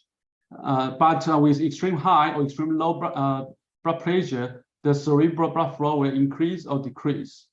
So cerebral autoregulation tightly controls blood flow to the brain by coupling cerebral metabolic demands to cerebral perfusion. In the setting of acute brain injury, such as ischemic stroke, the continual precise control of the cerebral blood flow is vital to prevent further injury. And the chronic as well as acute elevation of blood pressure are frequently associated with stroke. Therefore, understanding the physiology response of the brain to the treatment of hypertension is of critical importance. And the physiology data obtained in patients with acute ischemic stroke suggests that there are no clear evidence that point out that there are no alterations in the intrinsic autoregulatory capacity of cerebral blood vessel, except for the infarct tissue we call penumbra. More importantly, the increased blood pressure may be protective mechanism to increase blood flow, while the decreased perfusion pressure may increase infarct size. Therefore, in the acute stage, if we reduce the blood pressure, probably there will be a hypoperfusion caused in infarction expansion. And the focus update published in Stroke last year also emphasized that there was no simple answer for acute blood pressure management in acute ischemic stroke, given that a number of large trials of BP lowering failed to change outcomes. So how do we best manage high blood pressure in acute stage? Let us examine the evidence. To begin, let us check the data in the pre-hospital stage. And the RIDE-2 study published in Lancet 2019, which used the transdermal NTG on the ambulance. And this randomized controlled trial failed to show any beneficial effect on the short-term and the mid-term outcomes in a randomized controlled trial of RIDE-2 study. And how about the evidence informed decisions for subjects who did not receive thrombectomy, such as intravenous thrombolysis or endovascular thrombectomy? There was no evidence supporting the aggressive BP lowering in acute ischemic stroke within 2 to 3 days of stroke onset in randomized controlled trials such as COSAC, SCST, CATIS, INOS, and CHESS. And even aggressive BP lowering in the acute stage can be associated with worse outcome. And similarly, in the MAPA study, 280 patients were randomized within 12 hours of acute ischemic stroke to maintain SBP during 24 hours within 3 range. Group 1, 140 to 160. Group 2, 160 to 180. Group 3, 180 to 200. As you can see, there's similar outcomes among the 3 groups. And after logistic regression analysis, the odds ratio of having good outcome was greater in group 2, 160 to 180. And spontaneous ICH were more frequently encountered in group 3. And the meta-analysis published in Stroke in 2015 on this issue showing that aggressive blood pressure lowering in an early ischemic stroke had a neutral effect on the prevention of death or dependency. As a result, we recommended that there's no evidence to support routine aggressive BP lowering unless the patient had extremely high blood pressure, more than 220 and 120 millimeters mercury within 24 hours of acute ischemic stroke. However, the recommendation may differ if thrombectomy is attempted using either IVT or ICT. And the recommendations before intravenous thrombolysis is based on the GUSTO trial exclusion criteria and some data from the protocol violation, which shows that the hypertension prior to IVT was associated with increased risk of ICH. As a result, the pre-IVT blood pressure should be less than 185 and 110 millimeter mercury. So how about the blood pressure after successful recanalization? The study by Goya et al. Suggests that BP between 140 to 100 and 160 over 90 millimeter mercury versus permissive hypertension was associated with a lower mortality rate. So the blood pressure should not be too high after successful recanalizations. In a large registry of more than 11,000 subjects, a higher blood pressure of subjects receiving intravenous thrombolysis was associated with ICH and poor outcome.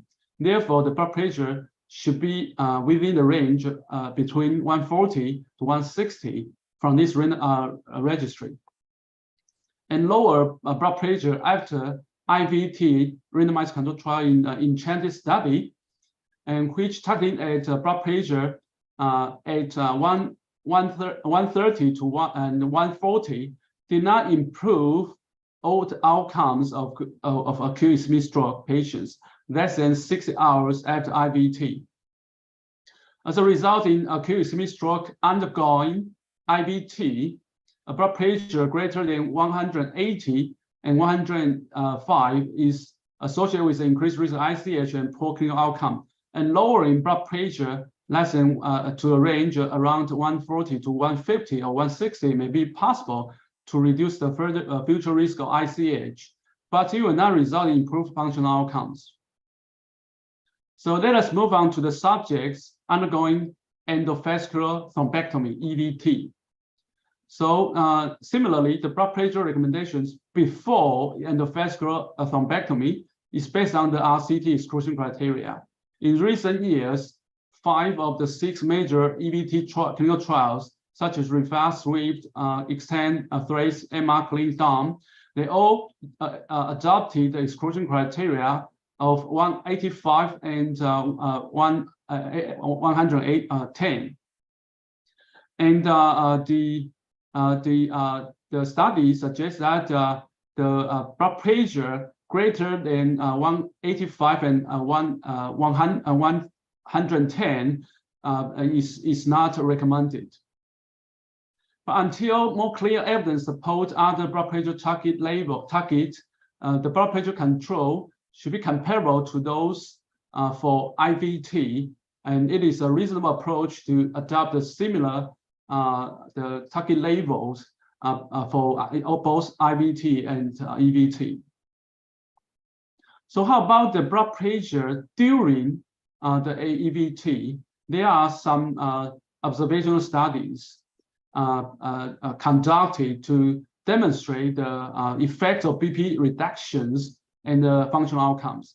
As you can see, all these observational studies showing that the aggressive BP reductions in terms of mean BP was associated with poor neurologic outcome following EVT. And here are some systematic review.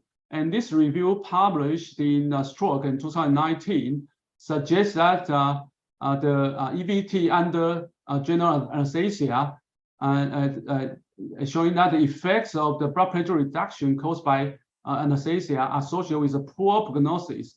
As a result, many observational studies have begun to investigate the blood pressure control in EVT in recent years. And this systematic review suggests that the blood pressure can not be too low or too high.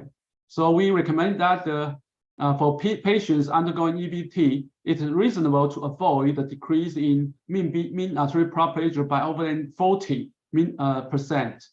And for patients undergoing EVT, if the mean BP cannot be obtained, we can use SBP between 140 and 180 mmHg as a guide.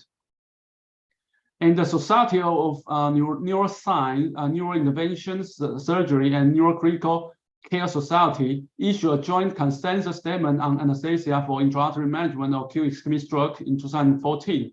The guideline recommends that the blood pressure be monitored every 3 minutes during surgery, and that the systolic blood pressure should be kept between 140 and 180 mmHg, and the diastolic blood pressure kept below 105 mmHg. In contrast to IVT, which cannot be directly defined the successful recognition of blood vessels, the EVT surgeons can use angiogram to see the blood vessels are opened or not after surgery, and how well they are supplying to the brain. And if the surgery is successful and the blood vessels are recanalized, but the blood pressure is too high, bleeding may occur. But if the vessels stay blocked after the procedure, the low blood pressure is likely to cause the bad things to happen. And this study, which published in Neurology, showing that the maximal SBP and the DBP of people who have been independent for 3 months were lower. And subjects who died in the first 3 months had a higher maximal SBP and DBP. So blood pressure should not be too high after the EVT. And it shows that the per 10 mmHg increase of the maximal SBP and DBP was associated with a lower odds of the functional independence and higher odds of mortality. And in the retrospective study, subjects with better functional outcomes and better cerebral perfusions and had a lower SBP and lower DBP compared to the worst group. And a previous multi-center retrograde analysis looked at around 10,000 cases of patients receiving EVT and successful recognizations. And all patients were divided into 3 groups based on their 24 hours post-operative SBP, 140, 160, and 180. And as you can see, the subjects with less than 140 was associated with a better functional outcomes, modified ranking score, and controlling SBP to less than 160 was associated with a lower 90-day mortality. Therefore, the blood pressure after successful recognition should not be too high. And there was an IPD meta-analysis included around 58,000 subjects with acute ischemic stroke during the after the acute ischemic stroke because of the large vessel occlusion.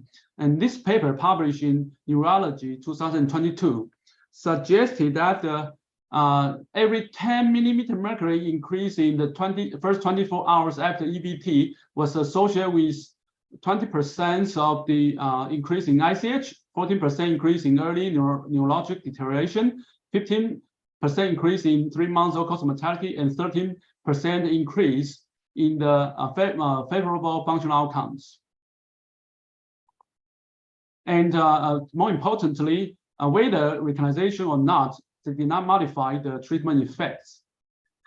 And in another BP trajectory study after IVT was published in Stroke in 2022, and they divided subjects into 5 groups: low, moderate, moderate to high, or high to moderate or high.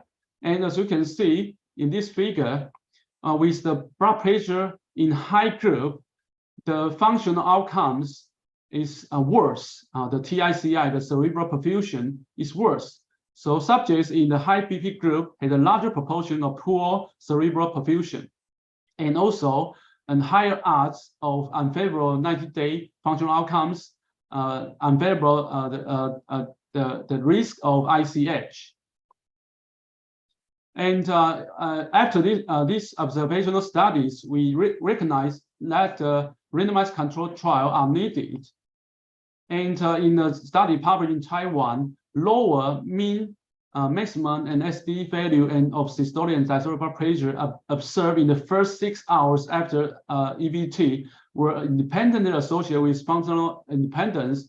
And furthermore, the area under curve was the highest for the first 6 hours blood pressure following EVT. And there are some randomized controlled trials currently being conducted to help answer the questions.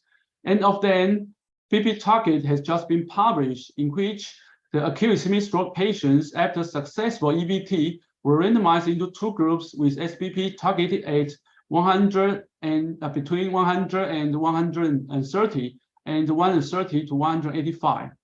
And as you can see, an intensive blood pressure reduction after successful EVT did not reduce the radiographic ICH at 24 to 36 hours when compared to the standard blood pressure control between 130 and 185. And notably, these findings apply to patients with successful reperfusion and with a systolic blood pressure greater than 130. And another studies recently published in Enchanted 2 studies, and this study compared SBP target at 120 versus 140 and 80 in acute ischemic stroke patients after EVT. And the result shows that the intensive control of SBP to less than 120 should be avoided because it can jeopardize the functional recovery in patients who had undergone EVT. And showing in figure 3, you can see that the good functional outcome is more common in subjects with less intensive treatment group. And for secondary outcome, more intensive treatments had increased odds for neurologic impairment, major disability, or death. Therefore, we recommended that for patients receiving endovascular thrombectomy, it is reasonable to maintain the blood pressure to less than 180 and 105 within 24 hours after the procedure. If successful reperfusion is achieved, maintaining BP at lower values such as less than 140 and 90 within 24 hours after the procedure can be considered. But intensive control as BP to lower than 120 should be avoided to prevent compromising the functional recovery of patients who receive EVT. So my presentation is coming to an end. I would like to leave you with some takeaway. This slide summarizes the acute BP management strategies for acute ischemic stroke. Before undergoing IVT or EVT, the blood pressure should be kept below 185 and 100 millimeter mercury. And the BP should not be more than 180 and 105 after the IVT. But for the patients during the procedure or EVT, the SBP should be kept between 140 and 180. But too aggressive BP reductions should be avoided. And within 24 hours after EVT, for the patients with failed recanalization, the blood pressure should be kept below 180 and 105. But for subjects with successful recanalization, the blood pressure should be less than 140 and 90. But the blood pressure should not be less than 120 to avoid the further functional deterioration. Thanks for your attention. It's my presentation.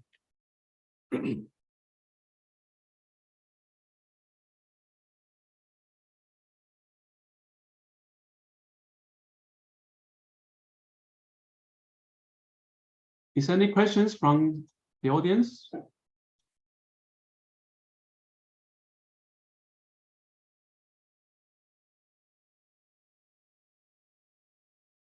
Dr. Monsi, can you open your mic? Oh, sorry. Sorry, my mic was mute. So thank you very much, Dr. Cheng, for your excellent talk. So I think we are short of time. We need to go to the next speaker. Okay. Or I think it is already time. Okay. So we'll go to the next speaker.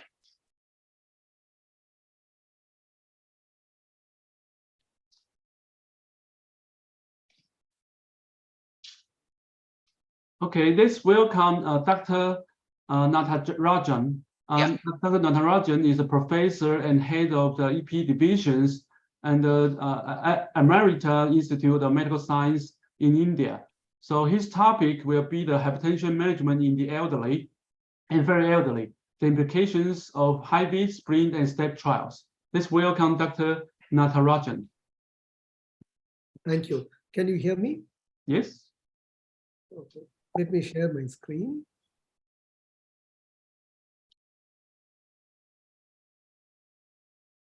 Are you able to see my screen? Yes, yes, we can. Thank you. So at the outset, I thank the Asia-Pacific Society of Cardiology for inviting me to be part of this webinar, the Asia-Pacific Hypertension Summit.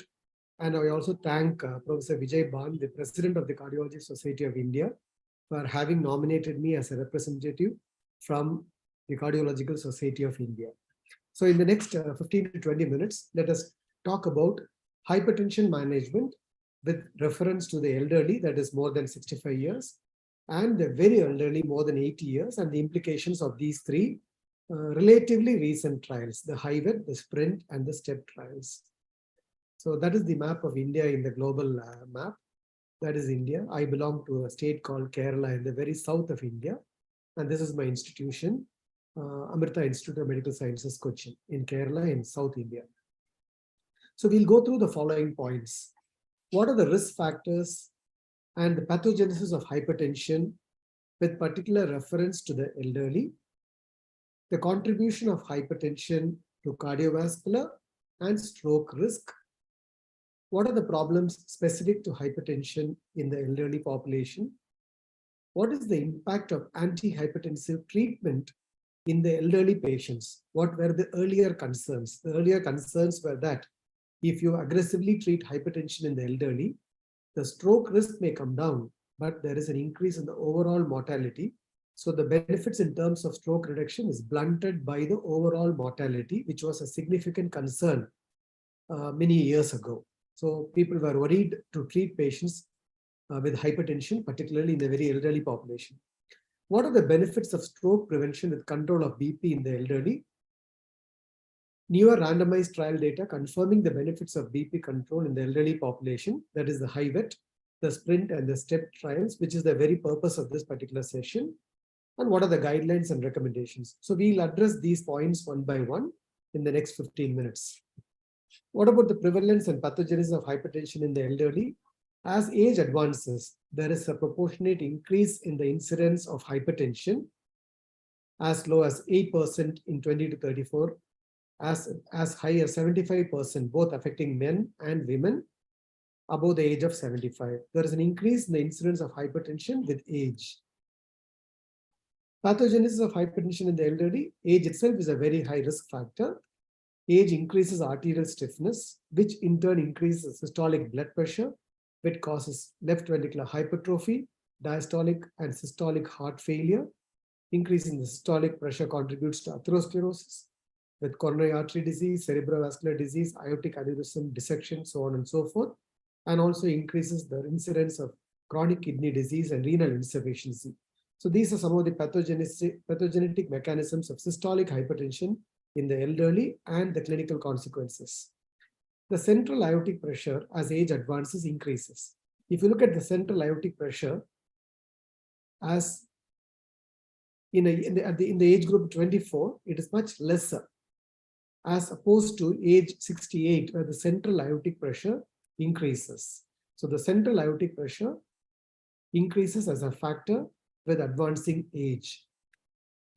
And if you look at the incidence of systolic versus diastolic versus mixed hypertension, as in an age less than 40, there is significant incidence of isolated diastolic hypertension, combined systolic and diastolic, and isolated systolic hypertension is very less in frequency at an age less than 40. If you look at it at the age above 80, predominant hypertension is isolated systolic hypertension, and combined systolic and diastolic hypertension is much lesser.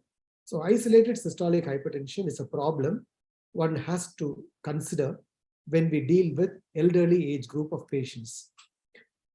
The contribution of hypertension to cardiovascular and stroke risk in the elderly is something that to be very aware of.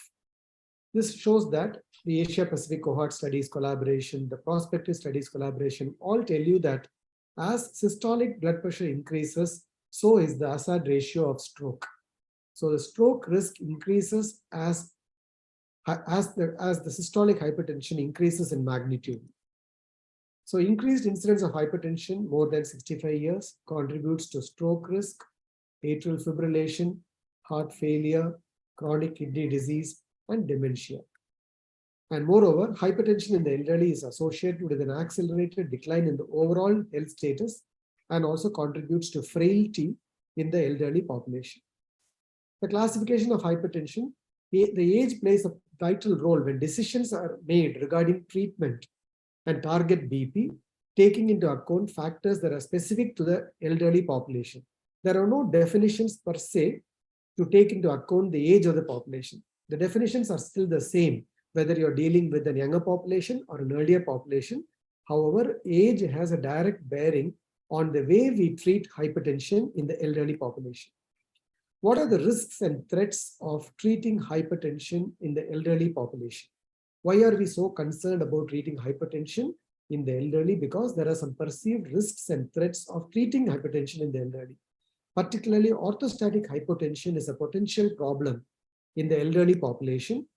Orthostatic hypotension affects the prognosis of older patients by increasing the risk of syncope, falls, and this can in turn increase the cardiovascular risk and all-cause mortality.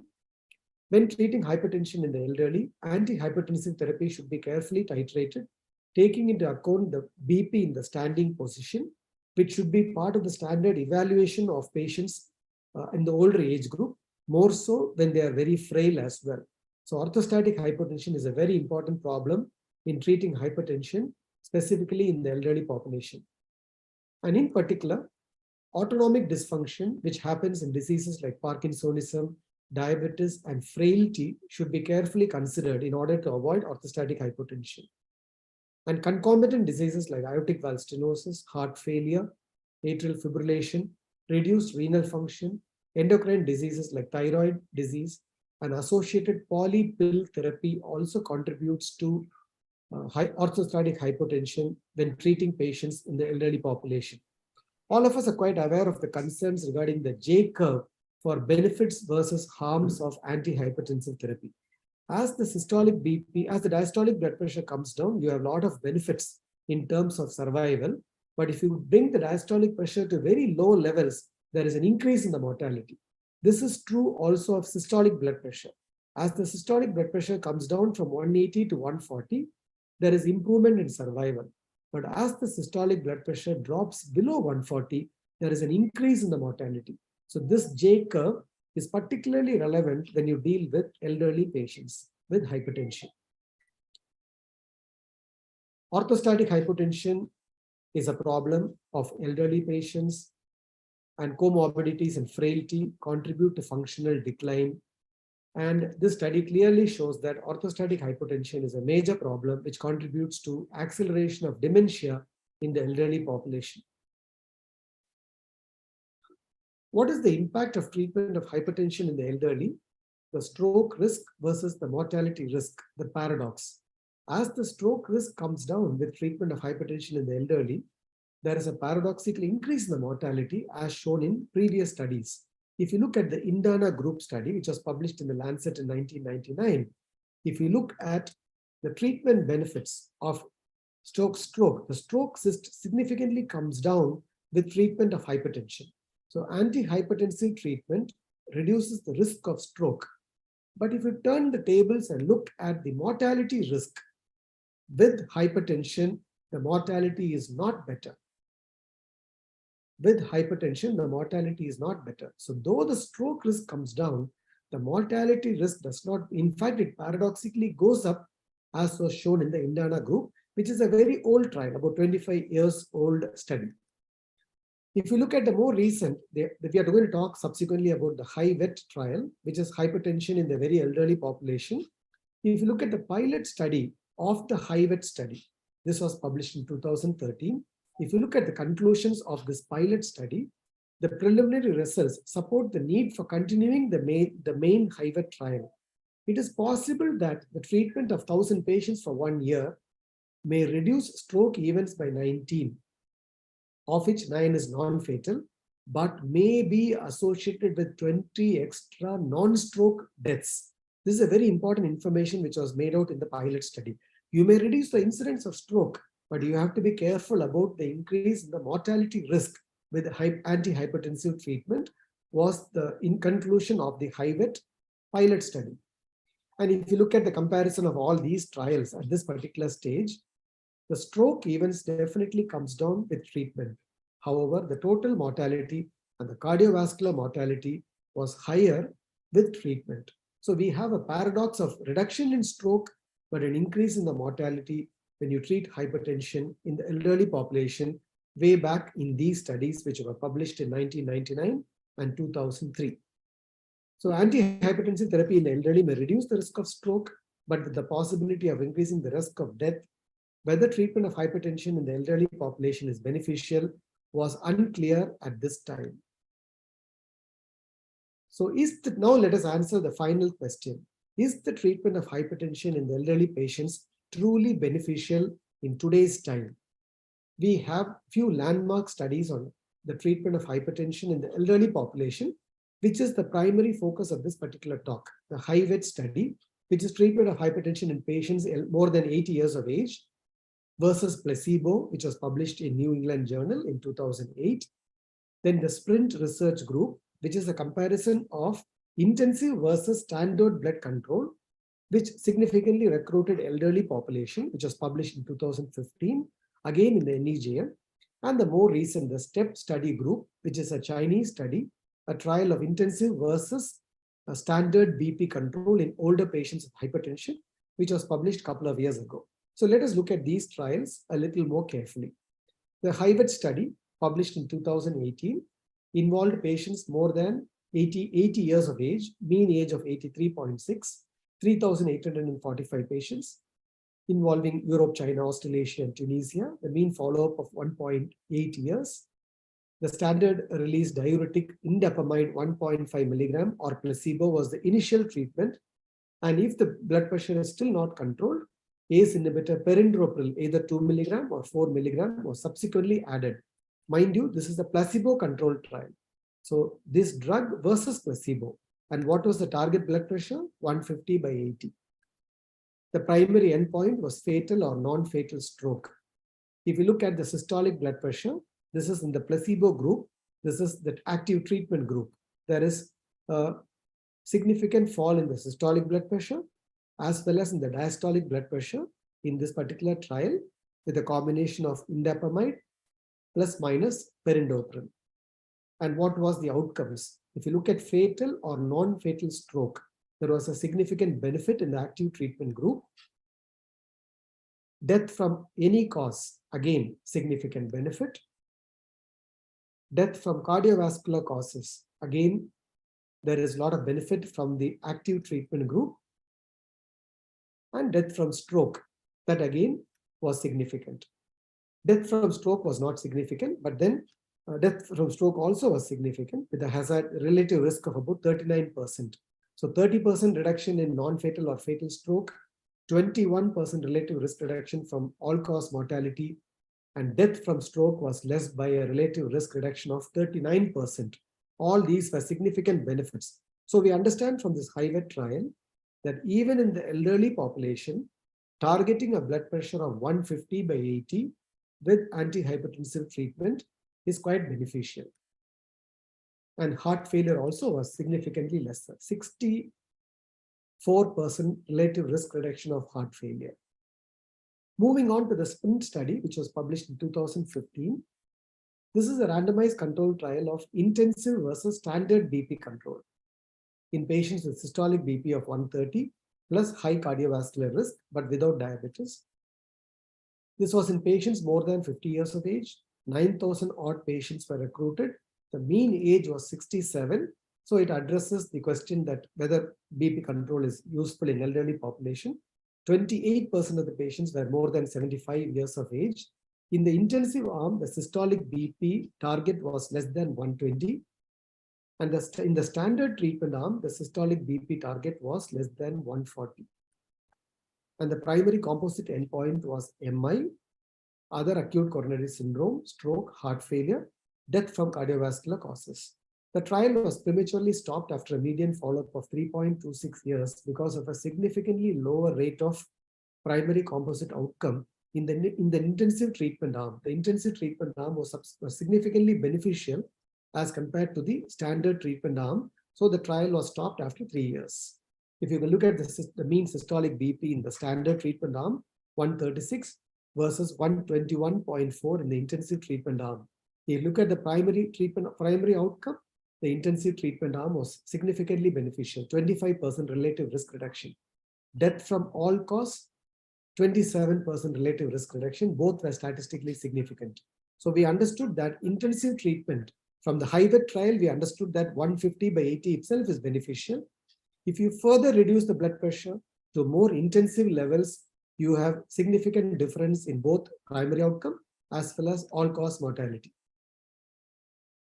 And both age less than 75 as well as more than 75, intensive treatment was superior in the subset analysis. And if you look at the adverse effects as expected, hypotension, syncope, acute kidney injury, all that was higher in the intensive treatment group as we expect. Serum sodium lesser, serum potassium being lesser, all that was lower. But it's interesting to know that adverse events as defined by fatal or life-threatening complications was not substantially different between the two arms. Hypotension is the problem that you should keep in mind when you intensively treat elderly population, but it's not quite serious enough to cause death or debility. The last trial, that is STEP study published in 2021, which is a Chinese study, again intensive versus standard BP control in patients with hypertension and high CV risk, in patients aged 60 to 80 years. 76% of the population was 60 to 69 years, and a quarter of the patients was more than 70 years of age. Again, the intensive arm, the systolic BP target was 130 to 129, and in the standard arm, it was 130 to 149. So this is again intensive versus standard therapy, the mean follow-up of 3.3 years, and this was the primary endpoint, almost similar to the SPRINT trial itself. Again, there is a significant reduction in the mean systolic blood pressure and the mean diastolic blood pressure in the intensive treatment arm as compared to the standard arm. If you look at the cumulative incidence of the primary composite endpoint in the intensive treatment arm, it was 26% reduction, relative risk reduction. So a lot of benefit with intensive treatment, even in this large trial. Safety outcomes were no different. Only hypotension was statistically significant. Otherwise, all other parameters. So in this trial, it was found that it is quite safe to treat patients with elderly population with intensive treatment as well, without the fear of complications. So there is even more recent reassuring data on antihypertensive treatment in elderly frail patients, which was a major concern in the past. If you look at this particular publication in 2020, antihypertensive treatment in the elderly frail patients from a large Italian database. As the clinical status deteriorates, the survival probability drastically comes down. But it is interesting to know that if you adhere to antihypertensive treatment, whether it is a very low risk or low risk, if the adherence to therapy, even if they are very frail, was a very encouraging data from this large Italian database. And this trial, which is a more recent trial, clearly showed that antihypertensive treatments do not have that much of a significant deleterious effect on cerebral blood flow, which is again a very encouraging data. Current evidence does not suggest a harmful effect of antihypertensive therapy on cerebral blood flow.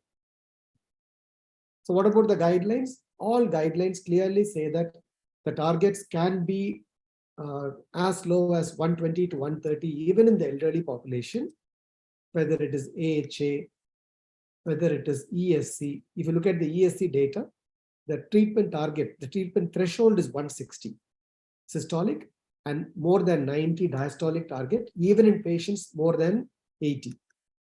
So the current ESC guidelines suggest specific recommendations for very old or frail patients to maintain BP a little higher, 130 to 140 millimeters systolic and 80 to 90 diastolic target if tolerated, and to consider monotherapy as a first-line strategy in these patients because of the issues of orthostatic hypotension. So from the data 20 years back, we now know that it is safe to treat patients in the elderly population with antihypertensive treatment. And if the patient is very elderly and very frail, you don't have to be very aggressive according to the current guidelines. So I'll conclude by saying that the prevalence of hypertension increases with increasing age. Hypertension contributes to enhanced cardiovascular and stroke risk in the elderly population. For many years in the past, advanced age has been a barrier to the treatment of hypertension because of the concerns about potential poor tolerability, like orthostatic hypotension, and even harmful effects of BP lowering interventions.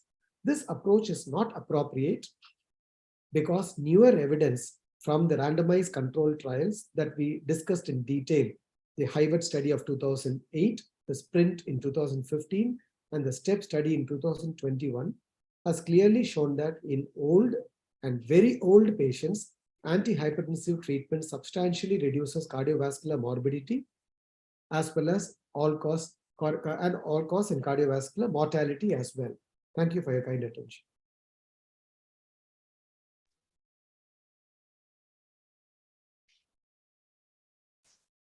Thank you. Can I have a questions for Dr. Natarajan? Sure, This year in June, ESH has issued an updated guideline. And this version of guideline is similar to last version, and we suggest that for the very elderly, more than 80 years old, that the blood pressure should be considered to treat unless than 160. So what's your opinion on this? Is it too high a threshold? Will you leave the patients more than 80 years old and SBP more than probably 150, that not treated? The threshold for therapy was 160 in the 2018 guidelines, as you correctly mentioned. And there is not much of a change in the updated guidelines, which was published by the European Society of Hypertension recently. That is for the fear. But I personally feel that going by all this data, the threshold can be brought down and the target should not be very low, as you correctly said. Maybe we can settle for 130 systolic rather than less than 120 that you will aim for in a relatively younger group. But as you correctly mentioned, you don't have to wait for the BP to go above 160, but that's what the guidelines suggest. Dr. Natarajan, I have one question. So Sure. in your day-to-day practice, what do you follow for an elderly person above 80 years? You follow as 130/80 or a bit higher as a target for controlling blood pressure on patients on antihypertensive drugs? I will accept a BP of 140 systolic and 80 diastolic. But the only problem which we commonly come across in the very elderly population is the fact that you deal more with isolated systolic hypertension. I have many patients under my personal follow-up who have BP of, let's say, 170/70. They have wide pulse pressure because of thickened arteries. And the minute you start bringing down their systolic blood pressure, which is very difficult, you may need multiple drugs to bring down the systolic blood pressure to meaningful levels like 140. And there is always a small concern about the diastolic BP dropping down to 70, 65 like that. I have some of my patients where with multiple drugs, the systolic BP comes to 140, but the diastolic also comes to 65. And this can contribute to reduction in coronary blood flow, which can have a paradoxical effect on the cardiac death. So that is you have to walk a tightrope when you deal with isolated systolic hypertension, which is quite a common problem. And it's quite difficult to treat, as you will agree with me. I think we need to take into account of the diastolic pulse pressure in treating hypertension, particularly in the elderly people, when we encounter about this isolated systolic hypertension. Correct.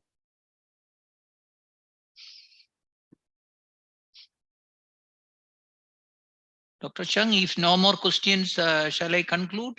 Yes, please move on. Thank you. Okay. It is actually has been an extremely rewarding and enlightening endeavor of the APSC, bringing together all of us with the interest in the hypertension, in the extremes of age, stroke, and pregnancy, high altitude, or extremes of weather. I think we had a very comprehensive discussion and a talk, which is, I think, quite useful. In conclusion, I would like to thank everyone who has been involved in this webinar and hope it will be very useful for the practitioners who are taking care of patients with hypertension. Thank you all. Thank you very much. Thank you. Thank you. Thank Thank you. you all. Very much. Thank you. Bye-bye.